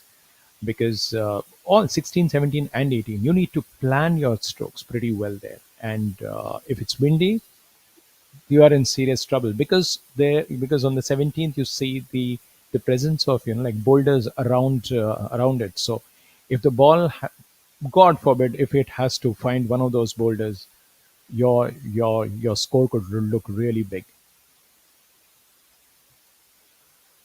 Well, they are good players, and I suppose they have to find the short stuff. So it's really about control and a setup that I think is a good risk and reward setup, challenging, and of course the invisible angle of the wind conditions. Yeah. And if it's benign, it would obviously make for easier scoring and you know, a little bit more control because it's not just about making a good swing, but it's also about visualizing, strategizing, True. how to use the wind, fight the wind, and many other versions therein. So yeah, here we are at the Kolar Open at the gorgeous Zion Hills, and a tremendous 7,330-yard track designed by Ronald Freem, making a very good visual in terms of the contrast between the roughs, the boulders, the water, the greens, the fairways. You have it all out here. It's an absolute visual delight and certainly a tremendous addition to the PGTI Tour Rota, where new courses have been added on this season and will continue to be added on. For the first time, we're going to have an event in Navi Mumbai and Kharghar. We also have an event in Odisha for the first time. So the tour continues to grow strength to strength. A lot of big money events ranging from 1 crore to 2 crores, and then obviously the crown jewel, the DP World sanctioned event in Delhi Golf Club from the 16th to the 19th of October. Shaurya here. I believe that should be a birdie putt. Yes, indeed it is. No better time for him to make one. Very, very important putt.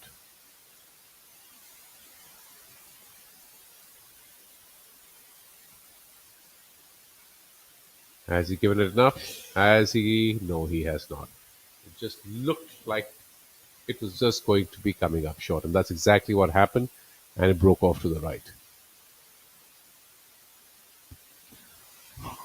So with that, clearly now Shaurya will remain a shot behind with a hole to play. She was at least on the back nine. Shaurya has missed three opportunities to pick up a shot. Where he should have found an eagle or a birdie, he missed it. He just ended up making a par. On the following hole, he should have at least saved par. He dropped a shot there. And here, it looked like a makeable birdie, which he missed. So very costly, misses because everything looked well within his reach. Makeable like birdies, makeable eagle at one point. So Well, very that's tough just on the him, way yeah. it is. He is a young man, and everybody has their days. You get a little tight, and I agree with you. This was definitely a very makeable putt. Currently, under the circumstances, he absolutely needed to make it, Yeah. and also the fact that he was putting uphill. Just make it relatively easier or more achievable. But it is what it is. He's doing his best. He's doing his bit. One hole to go. A shot separating Kshitij and Shaurya. And Shaurya, of course, on the other hand, aptly bringing the hammer down. Yeah. He birdied 15, 16, and 17. And 17, And that in itself is a massive achievement and very commendable.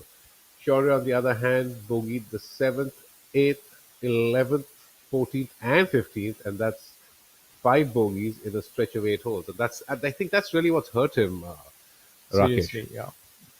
And also, if you just focus on the last 3 holes for Kshitij, all birdies, and for Shaurya, it's been bogey, bogey, birdie.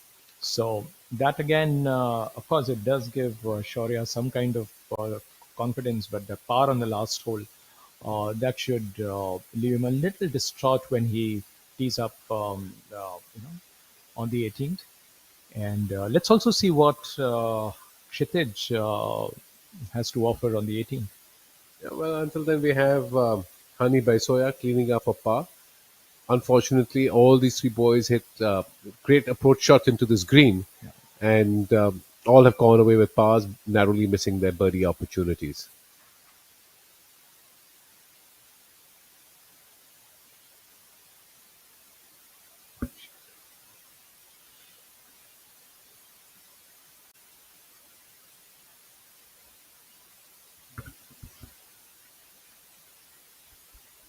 And here you have Kshitij. I think, Rakesh, your wish is the production team's command. You wanted to see the Kshitij's second shot. That's an interesting one. Slightly uphill lie. He's sent it, as they say. Absolutely sent it. It's a hybrid, not a fairway metal. And expressionless as always. It'll be interesting to see if he has made the green in 2, because it's a 660-yard par 5 18. A lot of boys have been getting there today, Rakesh. Yeah. So I would imagine the fact that he's hit a hybrid, it's just a question of whether, it's not a question of distance, it's more a question of accuracy. Yeah. And Subhash Tamang with almost the same identical lie, the ball above his feet. Hard to believe that Subhash is actually hitting after Kshitij, because I would have imagined Kshitij would have been significantly longer than Subhash off the tee. Yeah, that's an interesting point you made.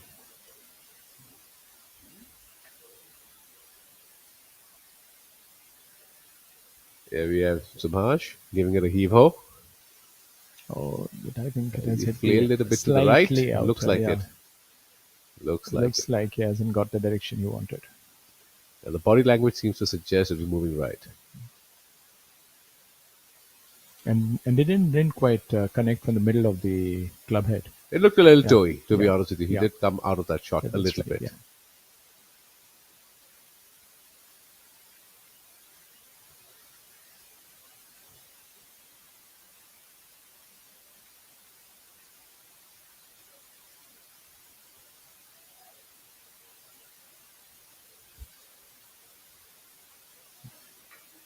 Depends on where Kshitij is on the. If he's on the green, there's a leaders group on the 18th. Mane getting ready. A lot of activity today. This being the leader group, you have all 3 of them not in the lead. Shaurya, of course, in 2nd place, and you have Udain in 4th place. And Hani by Soya is in 5th place. It's, of course, very tight up there. Kshitij making no mistake, getting onto the green in 2, and now leaving the heavy lift into Shaurya, who's really going to have to push the needle and make up that solitary shot.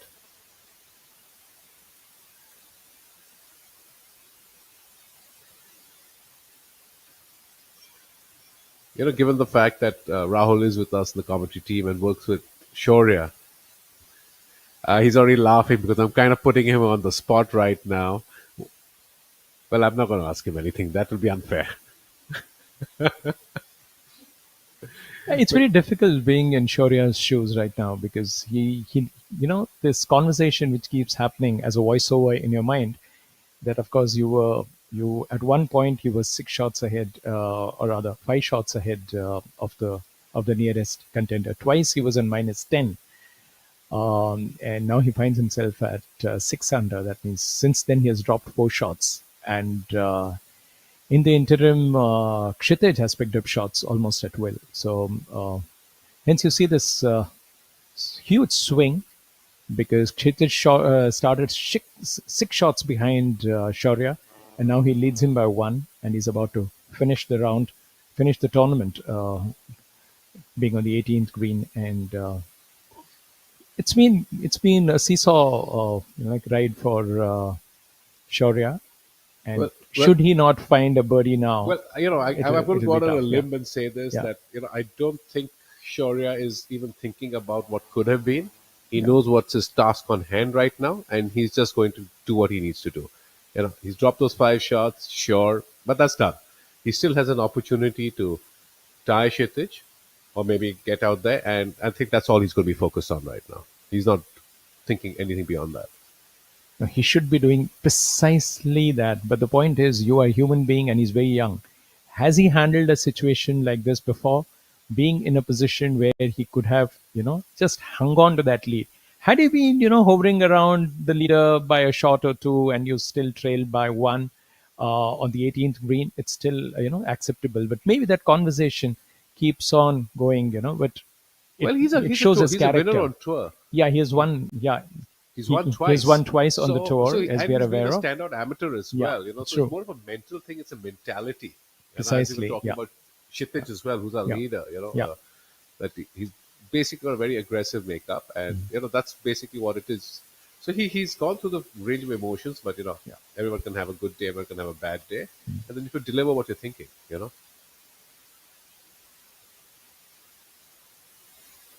There you have Subhash Tamang looking for a strong finish. I'm very impressed with Subhash. Aside from the fact that he's done well this year. Last week also he's had a good finish. He's been very impressive. Very, very impressive. He's also a former All India Amateur Champion. Yeah. So definitely he's building up a strong, golfing CV. And obviously we wish him all the best.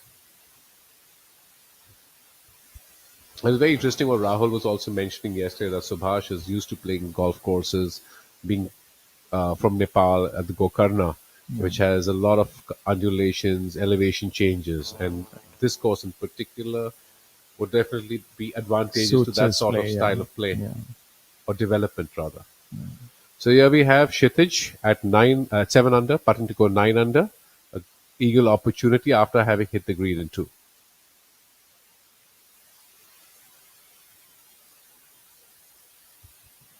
Definitely making a great swing under the pump, a good drive and a good second shot. So really, it's up to him to shut Shaurya out. And this from he's in a 20 feet. fantastic position now. He's 2 on, and a birdie is there for the taking. If I know Kshitij, he wants to make this putt. He is not Yeah. thinking birdie. He's thinking eagle.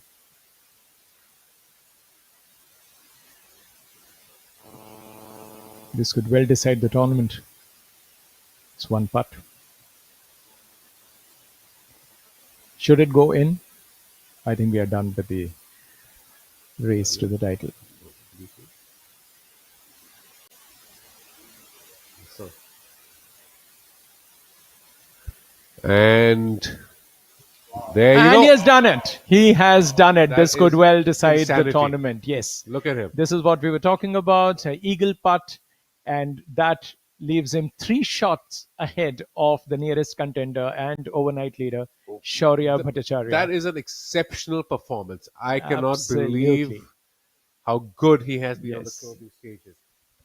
Birdie on And, 15, birdie on 16, birdie on 17, and an eagle on 18. And what a time That to get that is eagle. outstanding. Yeah, and there it goes in, as Judged you to see, perfection. the replay. Absolutely well measured, well stroked putt. Finds the middle of the cup there, and what a time to get this eagle. The longest par, the longest par 5 in the country, and that is where the tournament, one of the toughest tournaments on the circuit, is decided by eagle putt. Now, I mean, he also knows it that he has shut the door on Shaurya, and let's spare a thought for Shaurya also because he has done his bit all these 4 days. But what a finish for Kshitij, Well, and what a day technically, he's had. Shaurya still does have an opportunity by Yes, making a two. mathematically yes, statistically yes, but going by the kind of rough that he has hit on the back nine, I mean, it'll take him some doing. So even if he gets an eagle here, Kshitij will still get it. So unless, of course, he gets an albatross and ties for the top spot and forces a player.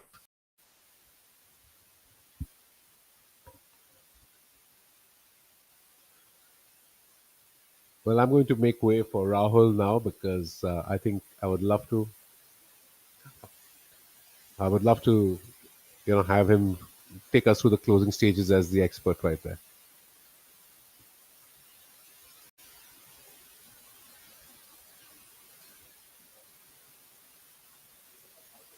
Yep. Yep.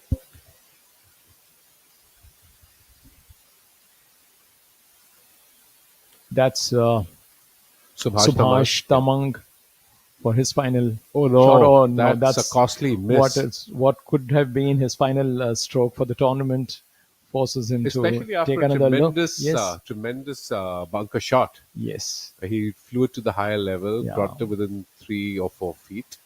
yeah. And like we have been talking about his inconsistency, like it being sublime to the ridiculous. We have seen all kinds of shot making.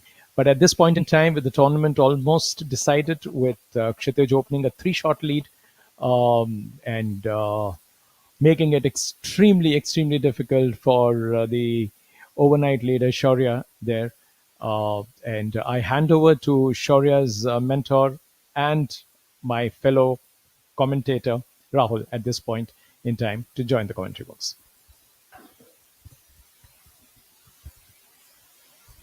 Well, that was one hell of a eagle putt there, Shivas.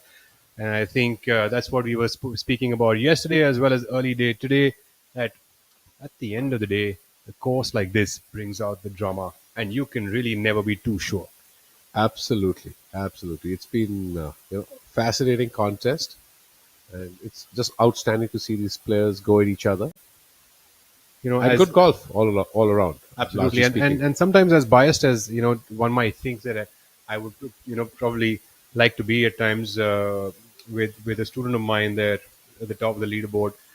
I do think that we have to disassociate, and I'm a commentator here. Yes, yes. And at the same time, you have to figure out that a course like this will always keep its fangs waiting. You cannot blink an eyelid on a track like this, and especially in a field like this. You've got the best players in the country here. They all want to win, all of them. And you're right. It's the harder courses that provide the harder test, and that separates the top players Absolutely, from and each other. definitely a stupendous back nine for Kshitij Naved call. I think that is probably the only bogey-free back nine for the day, and that is absolutely tremendous, especially coming off that front nine. So, mind you, let me just go through Kshitij's scorecard today, and he has actually gone through the front nine with 3 birdies on a trot to start with, another birdie on the sixth, and then bogeys on seventh, eighth, and ninth. Thereafter goes on to make a birdie on hole number 10th, and then birdies on 15th, 16th, 17th, and goes on to eagle the 18th hole, literally taking the cherry in his own hand and putting it on top of the cake that he built up the entire day. No, you're absolutely right. He controlled his own destiny. It's a 6-under back nine, and that is just such a solid performance, particularly the last 4 holes. There wasn't a thing he did wrong. Trusted himself, did what he needed to. And of course, now we're out there with the final group. Udayan just hit his second shot. I believe he missed it slightly to the right. Now we have Honey getting after it. It seems like a hybrid in Honey's hand.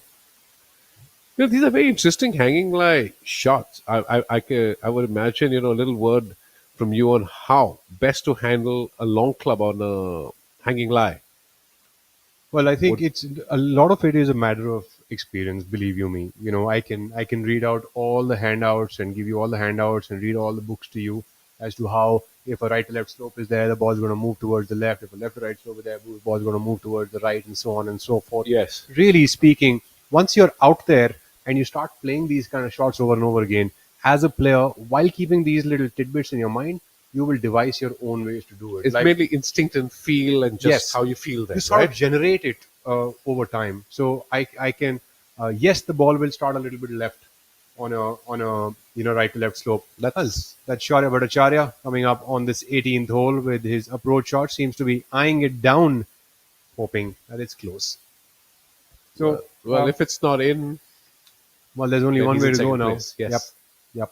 Sorry. So you were talking about the side hill. Yes. So, I mean, there's, player to player really. So, yes, as a thumb rule, the ball will start a bit left. The ball is above your feet.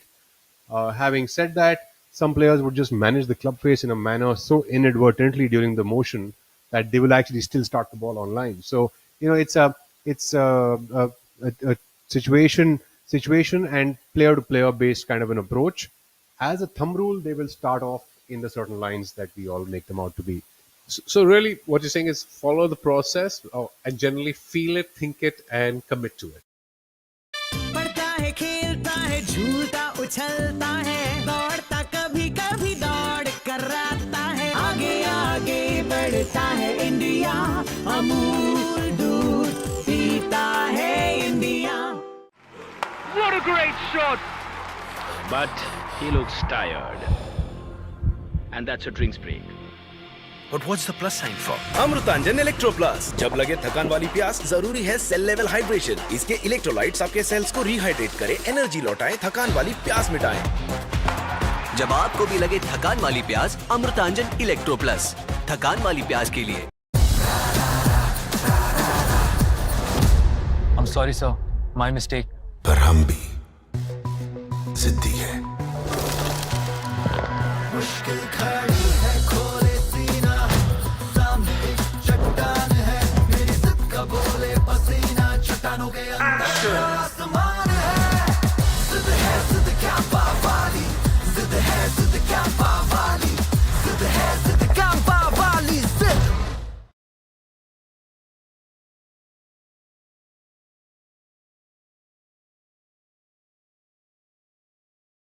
Right to left, breeze, wind, gust. Well, that's a pretty brilliant shot there by Shaurya Bhattacharya, nearly giving himself a good look at eagle here on the 18th hole. And he is 3 shots away, so the eagle would still leave him at second shot, position, yeah, still leave one him shot away, yeah. but a tremendous shot nonetheless. No question. I don't know whether you noticed Rahul. He not only hit an iron into the green, he was about 30 to 40 yards past Udayan and Honey. Well, he does pack in quite a punch behind the golf ball. He can fly it quite a yardage. And mind you, Honey, don't go by the name Honey. He doesn't hit it any lesser. He's the bee that stings. Yeah, he's the bee that stings. Yeah. So, mind you, he's not hitting it any shorter. But yes, he could have got a little bit extra. Shaurya could have got a little bit extra on that one. He can tend to hit the ball pretty far on days and occasions and on certain holes. And yes, I think also on a windy course, it also matters as to who can make the ball get high enough or get the spin right enough for the wind to catch it good. Does he primarily hit a draw off the tee? Yes. With the driver? Yes, he primarily hits a draw with the driver, fades with the irons. So yeah, it's a pretty solid ball striker, and all in all, of course, Right. a good ball striker has to be No, I asked because playing well at this typically spot. the wind is from the right, and then also the fairway slopes right to left. So he's clearly used the wind significantly to his advantage. He's very good at moving the driver both ways. Actually, he can hit it a draw and he can hit a fade at ease. So that's a very special gift and a talent, and obviously takes oodles of hard work to create the shot shape. May I humbly interject here and tell you that talent being aside, he's also a very hard worker. Of course. And Of course. that really, I know a lot of guys who are extremely talented, but it's the work that really separates the wheat absolutely. from the chaff. Absolutely. And I mean, guys like Udayan and all, everyone is a great example of that. Mind you, Kshitij Naved Kaul is a great example of that. Well, I couldn't agree more. Hard work beats talent all day long. All day no long. question about it. That's a great little pitch shot. He unfortunately has not got the desired slope. So like we were talking earlier about hanging lies, just to have a little bit more chatter about that. Um, I think that what happens is that over time, beautiful trophy there of the Kolar Open Golf Tournament at the Zion Hills Golf County. What a brilliant trophy It's that is! An gorgeous, old shiny. school Yes. silverware. And whoever Kshitij Naved Kaur is going to be taking that home with him. That'll be a bit of excess baggage, though. I'm guessing he's not too worried about that at this moment. Yeah, he's quite a character. I can visualize him falling asleep holding on to this trophy tonight. I mean, who wouldn't, right? So, like about hanging lies and all. There are thumb rules as to what the ball will do and Right. how things will react. But eventually, those degrees will be managed by the player themselves. Like they will Right. find their own recipe with it, right? So even though it'll say that the ball will start left, but how far left will it start for a hanging lie for which player will differ quite a bit. We take a look at Honey Besoya. Quite the gentle name, but quite not the gentle golfer. I can tell you that. Honey, putting for eagle. Yes, he's a long way away, of course. Seems to be tracking along very nicely. Well done. Brilliant putt here for Honey Besoya, trying to clean it up as cleanly as possible on this 18th hole. Currently at a tie for 5th position at 2 under par. He should be moving up to 3 under par to move Into to a tie tie for for 4th alongside Uday and Mane. Dhruv Shoran has finished 5 under par for the day and 4 under par for the tournament. He too has had a great back nine today, 4 under par on this tough back nine for Dhruv Shoran to finish at position number 3. Of course, Udayan has the opportunity to join him at tied third, should he make this putt for birdie.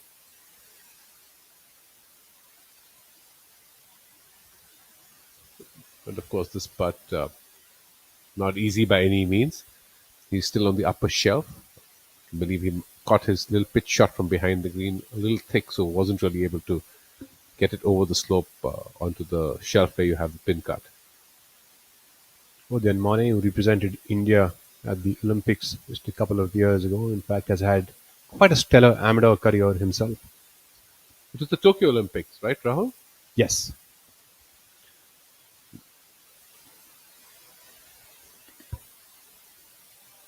I recall his participation was a bit in doubt, if I recall, because of the COVID year and well, that's a good effort, but no birdie there. What a putt that was. The ball was quite end to end on roll there. So he finishes at 3 under and I believe tied fourth for the tournament. When we say end to end in golfing terms, you're basically talking about how good the ball rolls. Yes. From the start onwards, like from the get go, from the putter face onto its line. And it really goes to showcase how good a stroke that someone might have. Wobbly balls would basically not be end on end rolls. And bouncing balls, of course, will also not be end to end rolls. So, we're always looking for a golf ball that is rolling straight from the get go of the putter face. Let's take a look now at Shaurya Bhattacharya, who putts for eagle on this 18th hole. Kshitij Naved Kaur, of course, has closed this golf tournament, the inaugural Kolar Open, for a prize purse of 1 crore rupees. Shaurya Bhattacharya, who's enjoyed quite good golf this week through and through at the Zion Hills Golf County, hoping to close at a happy note so that he can enjoy his travel backwards. He's a good looking stroke. Has he given it enough? No. Left it just about in the jaws of the hole. He's been doing that all day on the back nine, just leaving them a shade short. I think he missed out on having that protein shake, did he? Yes, well, probably should have had the protein shake. All smiles for him. But it's still, I feel for the kid. He's had a good showing through and through, and has been playing run. pretty consistently throughout Still shot a the 1 over season today so far. with all the theatrics.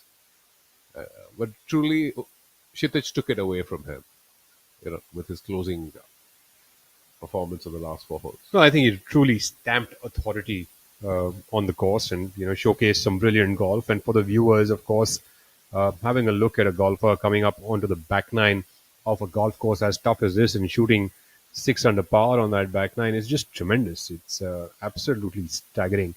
With a 7 under par round, that is the best round at the Zion Hills. It's actually a course record, but it cannot be recorded as we've played preferred live today. So sort of an unofficial course record, sadly, I would say. Yes. Yep, absolutely. As we take a look at Mane now closing out. That's a par. Mane also trying to get form of his own back into the game. Tremendous week here at the Zion Hills Golf County, ladies and gentlemen. Whoever has just about joined us, we have had Kshitij Naved come in to the back nine and shoot a 6 under par to finish at a total score of 9 under to win by 2 shots over Shaurya Bhattacharya. Dhruv Shoran finishes at 4 under par for the tournament with a final round of 5 under par. So tremendous golf which was showcased here. A tough course here at the Zion Hills Golf County. Only 7 players have finished in under par figures for the week. Quite unlike what we usually see in professional golf. Quite a golf course that has been brought up over here by the founders of this locality. Kolar is a gold mining town just on the outskirts of Bengaluru. That is where this golf course is situated. And just so our viewers understand how well Kshitij and Dhruv have played today, Kshitij has shot a final round of 7 under and Dhruv 5 under, and then the next best round is 2 under par. There you go. And I think it's just another handful that have been broken par today. There you go. Probably count them on one hand. That's how good it's been today by these boys. Absolutely goes on to showcase what toughness the golf course has presented. 30 kilometers per hour was the wind today on the golf course. Absolutely tough conditions. Pins were difficult. Players had to navigate all of that and more, along with the thick rough that is bestowed upon this golf course. So, a brilliant showing of golf here by Kshitij to be finishing at 9 under par. This has been the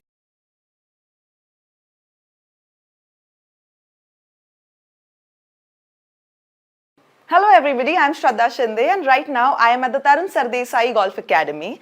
And if you're wondering I'm going to do a presentation right now, I'm not going to do that. Rather, I would like to present to you the man himself, Mr. Tarun Sardesai. So thank you so much for joining us. Thank you for having me. Well, I want to understand everything about what's happening in the studio. So this is a force plate studio where we're actually testing how the players use the ground. Now it's very important in golf because a lot of things that you can't see on video, you can actually see through these force plates. Now this is one of its kind, I would say, system in India that we brought in, and basically helps us help the player maximize their force output. Okay. So how efficiently the player uses the ground is very important for the players to know, especially at a higher level. When you have a junior golfer or a young player, it doesn't matter so much. But when you're talking about professionals, like we have Shaurya Bhattacharya's data out here, and he's got fantastic data. So he knows that he's using the ground very efficiently, and he doesn't have to worry about anything in his golf swing. Wonderful, that's incredible. So would you like to show us how exactly it's done? Yeah, so basically the player will stand on these force plates, you know, and he'll hit the ball. And then we'll get the data that you see over here. And what you're seeing here is his total torque, the different kinds of torque. You have the frontal plane torque and the horizontal plane torque. These are the most important torques that we look at. Okay. And once we know how efficiently they're moving, you can see his curves are very, very, very efficient, moving up the right way. There's no jagged edges or not too many of them. So we know that his movement is very, very efficient. And these arrows that you're seeing here are his pressure arrows. Okay. So we know how the center of pressure is working along with the center of mass. And when you have a greater distance between the center of pressure and center of mass, that's called the momentum. A little technical, it's physics. That's when you know that the player can produce the maximum power. Wow, that's great. And in India, like this is the only facility where you do this? Yes, this is the only one. This is called GASP. GASP technology, I think, is from the UK. Steve Gold, who's a very close friend of mine. We thought about this for many, many years, and I finally got it done this year with with entire capability and the software. It's one of the best in the world for sure. And we're just so happy to have it here. And right now, we're getting data from players so that we can actually study how we can help Indian players get better. Well, this is a very important poster, and at TSG Academy, diet is a very integral part of the students' lives. So, Tarun sir, I want to understand from you that how do you take care of the diet when it comes to the students? Yeah, I think you said it very well there. It's very important that the students eat right. So, at our academy, we have very healthy, nutritious food. We don't allow things like sugar, no ketchup, no bread, anything that can kind of harm the performance of the player. And every player also has their blood tested every few months so that we know nutritionally how they're doing, whether their vitamin D levels are low, vitamin B12 levels are low, and our nutrition expert helps understand each player and then gives them prescribed supplements as well. So at this academy, we don't have any junk food. Meals are eaten on time. They're given about 6 meals a day. Okay. Even if they're practicing and they have to have a snack, the staff will come and give them their meals there as well. So we want to make sure that they're fueling perfectly well, they're hydrating well, and that's how we can achieve peak performance. And these diets, are they curated according to the individual needs? Yes, they are. So each individual goes through some testing. And while the basic food is generic, where everybody eats that, the players get specific ideas on what they should be eating more of and less of. Wonderful. One very important question, are they allowed a cheat meal? See, the players travel anyway for tournaments, so they are having their cheat meals. But while they're at the academy, we don't allow that at all. But we do have birthdays every now and then of course, we do organize a cake for those kids. Wow, we love the discipline here. Well, these kids here, of course, stay away from their family. And with kids, they do tend to get sick once in a while. So how do you take care of them? We have this infirmary here, and in fact, we have our nurse, Stella, who's a full-time employee here. Okay. Not only do kids fall sick, but they also tend to hurt themselves a lot. They fall off their cycles, they fall down on the road when they're playing. So I think it's important for us to have this space. It's, it's very unpredictable when kids are doing all of these things, but the first line of defense is here. If they do fall sick, if they have a stomach problem, they're taken care of. But if something more serious happens, we do then take them to the nearest hospital, which is just about 10 minutes away. Wow. So this is a typical space where the student will spend if they're sick. It looks a bit lonely, but actually they're quite close to all of the action. We want to make sure that they're taken care of, so they're very close to the nurse, so that no matter what time of day or night, they will get some attention. Well, Zion Hills is absolutely blissful, so I definitely want to see where the students live. Sure, let's take a look at one of their rooms. Okay. So this is a typical room that we have. As you can see, the kids share their spaces. A very important rule in our academy is the kids have to make their own beds. Okay. And if they don't make their beds, they are sent back from the golf course to make sure the bed is made. It's a very, very important task. So every kid has a locker and a nice space, and they've got a lovely balcony space also that looks over the golf course. I think it's a very nice, peaceful space for the kids to be. Absolutely. So we have like 3 students staying this. Yes, good. this is one of the bigger rooms. We have 3 beds, and then the smaller rooms we have a double sharing system. Okay. And do they fight here? Well, yes, they do, but that's normal, I think, when you have kids. So, of course, we have to control all of that. Make sure that the kids who are getting along are rooming together.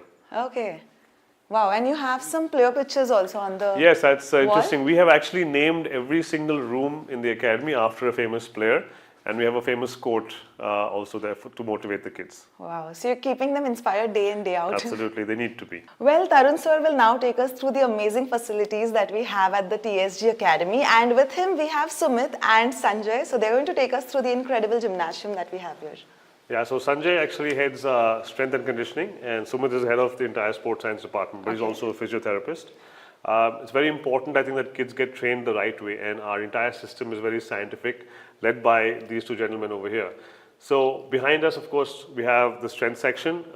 It's where they do certain lifts, and we've got a nice space around here where everything is taken care of, and we're more of a functional training system. Okay. It's not purely just regular gym work, and that's what makes it very unique. And what's also unique is that Sanjay and Sumit assess each player individually every few weeks. So it's not a generic workout that's given to any player. The player's workout is based on how their body is functioning, right? Wow. So this section over here that I'm going to take you to is the prehabilitation section, where Sumit and his team work on the player's mobility, stability, range of motion, right? So this is very, very important for the players to stay injury-free. So Sumit's primary job is to keep the kids, injury-free, and Sanjay works on their strength. So this is the prehabilitation space. It's a lovely space where the kids do all their stretching and mobility exercises. And inside here, the space that you just saw is all the strength work. Okay. And that's, Sanjay's department. Incredible. And sir, I want to understand from you, like, do you have batches or how do the students come in? Very, very good question, actually. Yes, we have a 3:1 ratio where at the max, 3 kids are training with 1 trainer, right? So we have two strength and conditioning trainers and 2 physios here, and the kids train in batches for sure. So they come and go through the day. So it's interspersed with their golf training. So there's truly some personalized attention that these kids Very, get. very personalized. And I think our kids are some of the fittest in the country now. Yes, 100%. Thanks to my team. Your team is doing incredible. So there's one more important space I want to show you, because when it comes to athletes, there are always few niggles, few injuries that happen. And that's what keeps Sumit and his team also on their toes. So over here, we have a treatment room. Of course, a lot of kids go through a lot of pain here because sometimes a sports massage can be very, very painful, or a release massage can be very painful. I myself have gone through a lot of pain, and Sumit, loves to hear my screams. But out here, we have all kinds of treatment, even as far as dry needling, to make sure that the kids' muscles are taken care of. So no issues that that are presented here are not taken care of, and Sumit and his team do a great job in this room as well. So often, if you're outside, you might hear some screams of "ooh, ah," then Sumit's doing some serious And the work credit with the player. goes to Sumit. Yes, yes. Well, Tarun sir just told me that this is the place where students study, but the primary focus here is golf. So I want to know from you, do they study actual subjects here like history, geography, or do they study golf here? That's a very good question. And they do a lot of online schooling here, and it's very hard to get a sportsman to focus in school. But we try our best, and the kids only do about 3 hours of schooling a day. That's the advantage here. That's a dream school. Yes, which they love. And this is a space where they do their online schooling. Okay. Everybody has an individual computer, but sometimes you do find them watching YouTube videos of some golfers. Is So it? yeah, that's And something what's we their can't control. punishment? Well, we have to let them be when it comes to golf, right? So Absolutely. we don't do too much. And then as we move this way, this space, we have a library where the kids can actually read some books, and also many of the kids use this space as a study center as well, because you do have kids who have their own laptops, they'll study by themselves. Right. They're doing the international curriculum. They can sit here, and also, we have them giving them access to books. And it's important because, on our campus, we don't allow cell phones, right? Yes. So they have to have some way to pass their time, and we encourage them to read. In fact, many of our kids who've never touched a book in their lives have actually started reading at the academy. Wow. So it's been nice to see that. And if we walk this way here, we have our amphitheater. Now, a big part of our academy is mentoring these kids, talking about different things, educating them on how to be more professional with their with their golf. And so every Saturday, one of the teams has a meeting with the players. It could be the nutrition team, it could be the sports psychology team, it could be the physiotherapy team, or it could be the strength and conditioning team, as well as the golf team. So they're constantly being educated every week on various things that they can do better to be better players. Wow, it's lovely, and I think this space has a lot of positive vibes as well. It does, and that's, I think, one great thing about Zion and the academy, and I've loved being here for the last 10 years. Last 10 years. Yes, that's wow. how long I've been here. Sir, just off the script, I would really want to know what really inspired you to start this academy. So, when I was growing up, one of the things I really missed as a golfer or somebody who wanted to be a pro was a structured system of training, right? And when I went to boarding school, I found that I excelled in all sports there. Right. Only because of the structure and the routine. So I wanted to bring that in here for the kids, but also what was happening in these times was kids were going overboard on their cell phones. They were finding it difficult to be focused. And I also wanted to have a space that was extremely focused, or what I would call an environment of excellence. And that's what I wanted to create. And for me, it's always about creating champions for the country. And so far, in the last 12 years, we've produced 14 national champions. Wow. A few international champions as well. But I want to keep going, and I want to make sure that India becomes a powerhouse in golf. Sir, thank you so much for being so inspiring. Okay, one more question. So as you mentioned that you've been here more than 10 plus years now. Yes. So what's this one thing that you really love about Zion Hills? Oh, I think I just love just being on a golf course. I think I'm very fortunate to have my workspace walking distance away from my home. And also, it's great for my kids to be growing up here, because in the city, they can't even leave the house. Here, my kids, they disappear for hours on end. They get on their cycles, they roam around, and they're only 6 and 9 years old. So I love the open space, and I love the vibe here, like you said. It's beautiful. We are at the state-of-the-art putting studio, and I would say one of a kind in India with the kind of technology that we have at the TSG Academy. So Tarun sir, would you please take us through it? Yeah, so what we have here is a SAM's studio along with the GAPS software, which actually puts a 2-camera system in place as well. And we also are testing the player's pressure movements. Okay. So when the player putts, we get a lot of club data from the SAM Putt lab. So we know exactly how the putter is moving, what the shaft is doing, what the face is doing. At the same time, we can also measure if there's any pressure shift while the players are putting. So that can also cause some inaccuracies. And what happens is then we get data like this, and this data actually tells us how the player is done. So as you can see here, every single aspect of his putting stroke has been looked at. Now, right from how he aims the putter when he addresses the ball to where the putter is pointing when he actually hits the ball. So very, very important, and how his putter is moving, the path, the impact spot, how the ball is launching.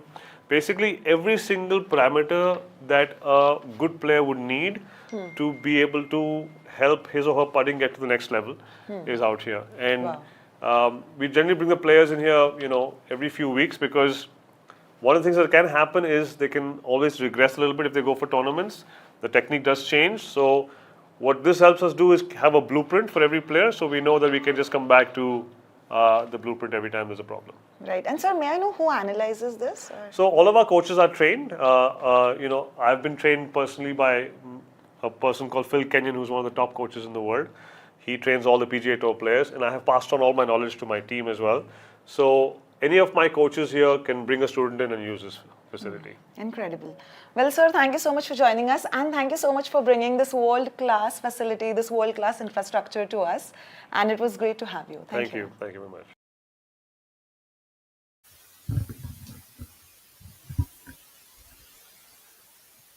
That was all of the action from the Tarun Sardesai Golf Academy, one of the top-notch academies in the country. There we have our leaderboard, the final leaderboard here for the inaugural Kolar Open 2025, ladies and gentlemen. Your winner is Kshitij Naved Kaul with a score of 9 under par over 4 days, followed by Shaurya Bhattacharya at 7 under, Dhruv Shoran at 4 under par, and followed by the rest: Hani Besoya, Udayan Mane, Subhash Tamang from Nepal, Tapendra Ghai, Manu Gandas. As we now move into the highlights for the day.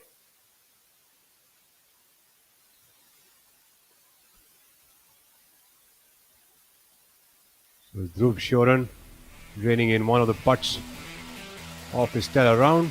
This was on the 10th hole early today. Manoj S on our screens.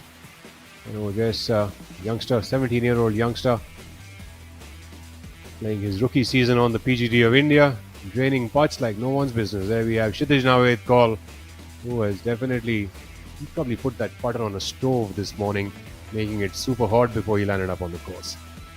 We have Hani Besoya, a man whose only the name is sweet. Packs a big punch behind the golf ball, really attacking that par 5 flag location on the 10th. Udayan Mane pulling off the look of the beak to the back. Stellar putt there from about 60 feet away. Kshitij Naved Kaul with another one of the birdies in the back nine. He just couldn't stop himself, could he? Taking 4 birdies and an eagle, 6 under par on one of the toughest back nines of the country's golf courses. Shaurya Bhattacharya. There we have Kartik Sharma gaining one of the birdies, the left-handed golfer. There we have Kshitij Naved Kaul with another one of the birdies. I think this was the 15th hole where he started off 15th, and then here on the 16th, the par 3, no trouble. He's really making use of that zero torque on his putter and draining everything in. Shaurya Bhattacharya. Well, I hope they actually show his chip in on the 17th as well. Kshitij had a tremendous little chip in from very high grass. There we have it on screen. There we have Kshitij. You do need a lot of these shots. Brilliant shot by Kshitij. In fact, he spoke earlier also today, Shivas, that Kshitij's shots from this type of thick rough is really, really good. And that final eagle to stamp his name onto the Kolar Open's trophy Yeah, he absolutely Kshitij knows he's Naved done Kaul. it. Absolutely. There Very was happy for him. Well, that's a very rare expression. Normally, he's the Iceman expressionless and well-deserved smiles all around. Well, after this, there was only an outside chance for Shaurya Bhattacharya to have hold his second shot for an albatross. Inaugural Kolar Open powered by Zion Hills, the PGTI's first ever outstanding venue, a fascinating contest this week. The tournament was highlighted by brilliant performances by the likes of Hani Besoya, Udayan Mane, Shaurya Bhattacharya, Kshitij Naveed Kaul and Dhruv Shioran, to name a few. Finally, we had a champion who managed to soak in all the pressure and triumph over the tough conditions.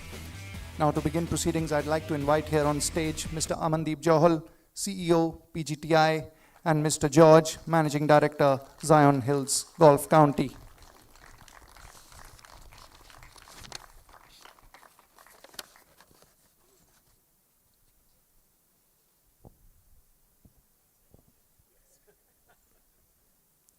I'd now request Mr. Amandeep Johal to kindly address the gathering.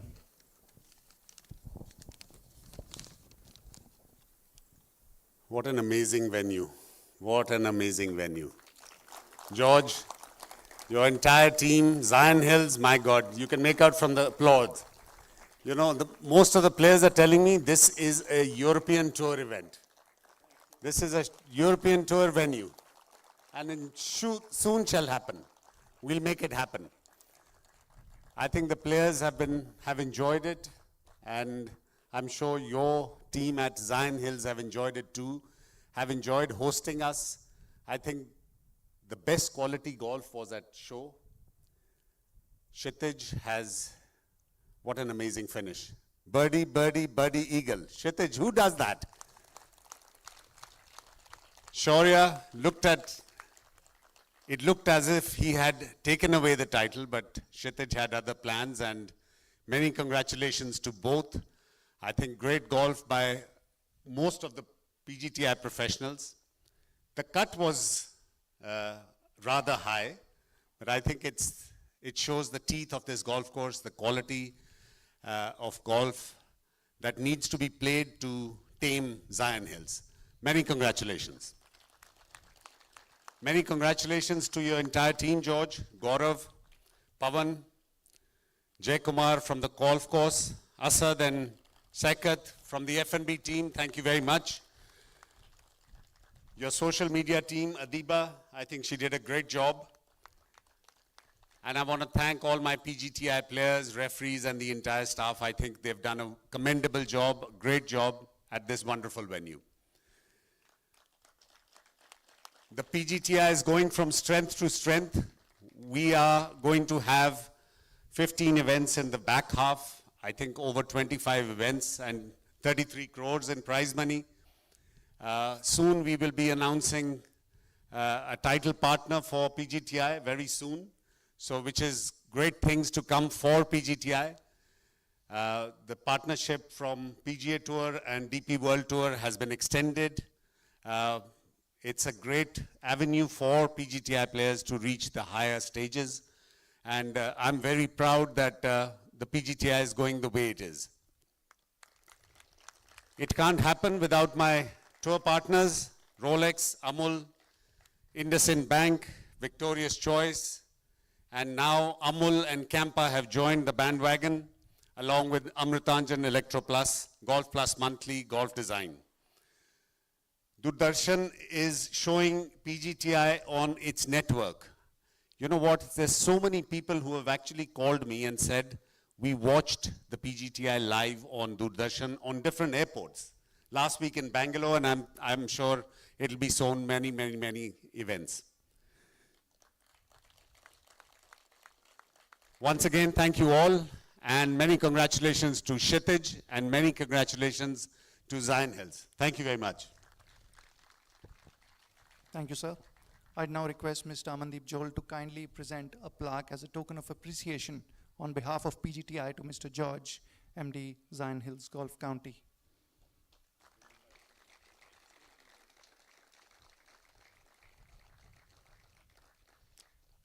I would now like to request Mr. George to kindly address the gathering. Good afternoon, everyone. Firstly, congratulations to all the players for putting on such a wonderful contest. Every day we had a new leader, and today when we thought we had a runaway winner yesterday, Kshitij fought back, and that was a wonderful, wonderful performance today.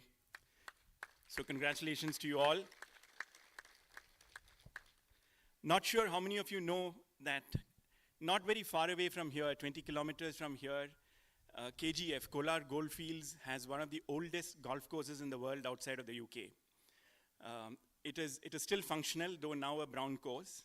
So at one point of time, about a century and a half ago, this was a thriving place for golf. So we are very, very happy that we've been able to put Kolar back on the golf map of India with this first Kolar Open. Thank you all. This is a very special event for us.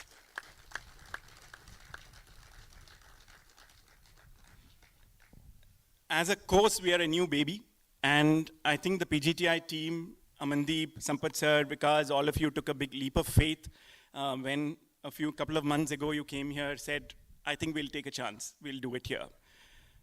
So thank you for that faith. The team put in an enormous amount of effort. The operations team, the maintenance team, I think many of them have been sleeping here the last several days, have not gone home. The F&B team, the Pro-Am, they cleared up the dinner at 2 o'clock and we're out there with the breakfast at 6 in the morning. I think we've served more meals here in the last 5 days than we serve in 2 months. So, thank you very much, team, for having risen up to this occasion. And I hope, regardless of winning, losing, all of you had a great time. The course put on a great fight, I think. And Ron, the architect, will be very proud. My thanks to him, he can't be here today. And George Philpott, who helped us with the complete design. My thanks to all of them. And look forward to more such events here. Thank you. Thank you, sir. I'd now request Mr. George to kindly present a plaque as a token of appreciation on behalf of Zion Hills Golf County to Mr. Amandeep Johal, CEO, PGTI.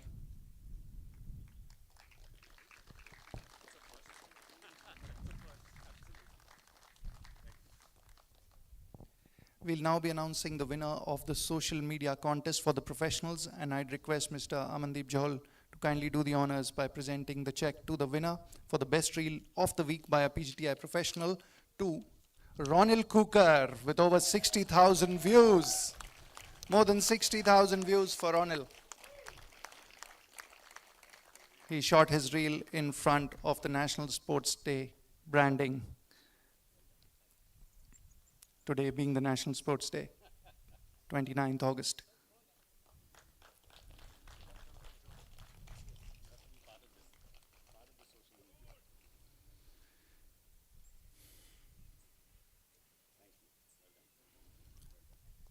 Another big announcement coming up. There was a course record set this week in round 2 by Udayan Mane, 5 under 67, when we were not playing preferred lie. I would request Mr. George to kindly present a plaque on behalf of Zion Hills to Udayan for setting the course record during round 2.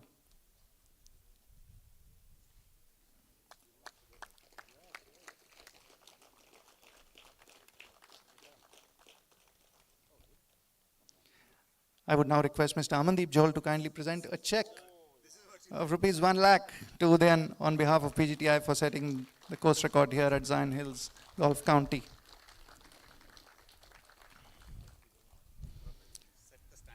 Some more announcements, big announcements coming up. First is for the 3rd place finish, that was by Dhruv Shioran. Dhruv, I'd request you to kindly join us here on stage because you'd be getting a 1-year complimentary membership at Zion Hills, and I'd request Mr. Jay Kumar, Course Superintendent, to kindly present the membership voucher to Dhruv. Mr. Jay Kumar, can we have you on stage, please?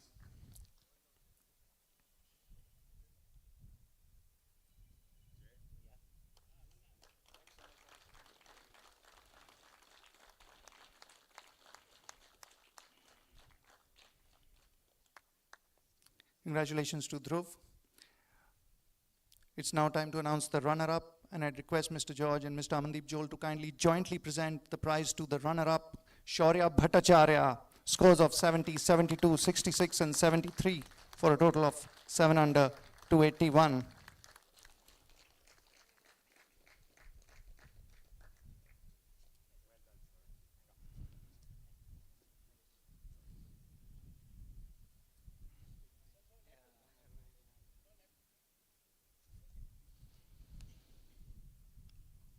I'd now request Mr. Gaurav Syal to also kindly join us on stage. I'd request him to present the 2-year complimentary membership voucher to the runner-up, Shaurya Bhattacharya.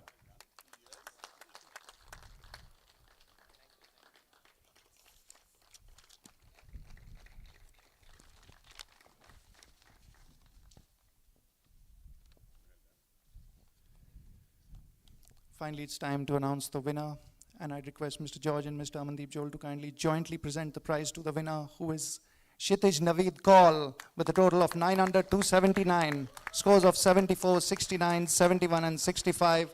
A birdie eagle finish. He chipped in for birdie on the penultimate hole and made a 30-feet eagle conversion on the final 18th hole to snatch victory here at the Kolar Open.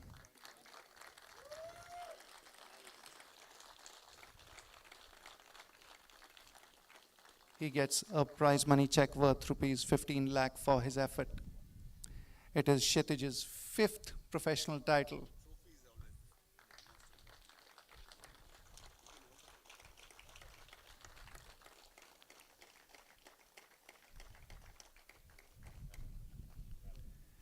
I'd now request our 2 dignitaries to kindly present the 3-year complimentary membership voucher here at Zion Hills Golf County to the champion, Kshitij. He gets 3 years complimentary membership here at Zion Hills Golf County. Our champion this week, Kshitij Naveed Kaul. Total of 9 under 279. It's now time for the customary winner's speech, so I'd request Kshitij to kindly do the honors. Watch that walk, he's bouncing.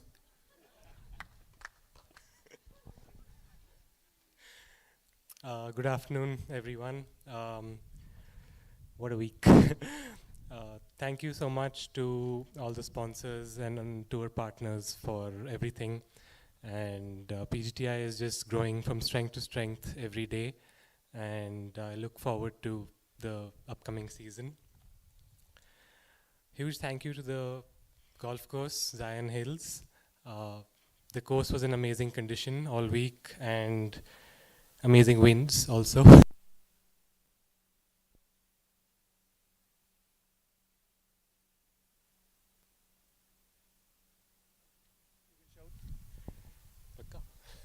Hello. Yeah. Thank you to Mr. George for having us this week. It was a really, really good test of golf, and we had a great time. I think I speak on behalf of all the professionals who said we really had a good time at this golf course. Huge thank you to Mr. Gaurav Syal for everything, for managing everything this week, and Mr. Pawan Kashyap and Jay Kumar sir from the golf course. The course was in amazing condition. And Anand, who used to drive us every day from the all the players, all my co-players, thank you so much. I played with Shaurya yesterday, and he showed me how it's done, so I could just copy it today. Thank you so much. Congratulations to the champion once again. And my mom, as always. So thank you so much. Most important. Finally, before we wrap up, a big thank you to our host venue, Zion Hills Golf County, Mr. George, Mr. Gaurav Syal, Mr. Pawan Kashyap, Mr. Jay Kumar from the course, Food Crate, Shaikat, and the F&B team here at Zion, Ms. Adiba from D5 Sports, all players, referees, and officials, and of course, PGTI's tour partners, Rolex, Amul, IndusInd Bank, Victorious Choice, Campa, Amrutanjan Electro Plus, Golf Plus Monthly, Golf Design India, and ABP Live and Waves OTT by Prasar Bharati for their fantastic coverage over the last 2 days. Can I now please request the winner, runner-up, and all the other players, as well as the co-staff here, to kindly join us on stage for some pictures. All players, the staff, please join us here.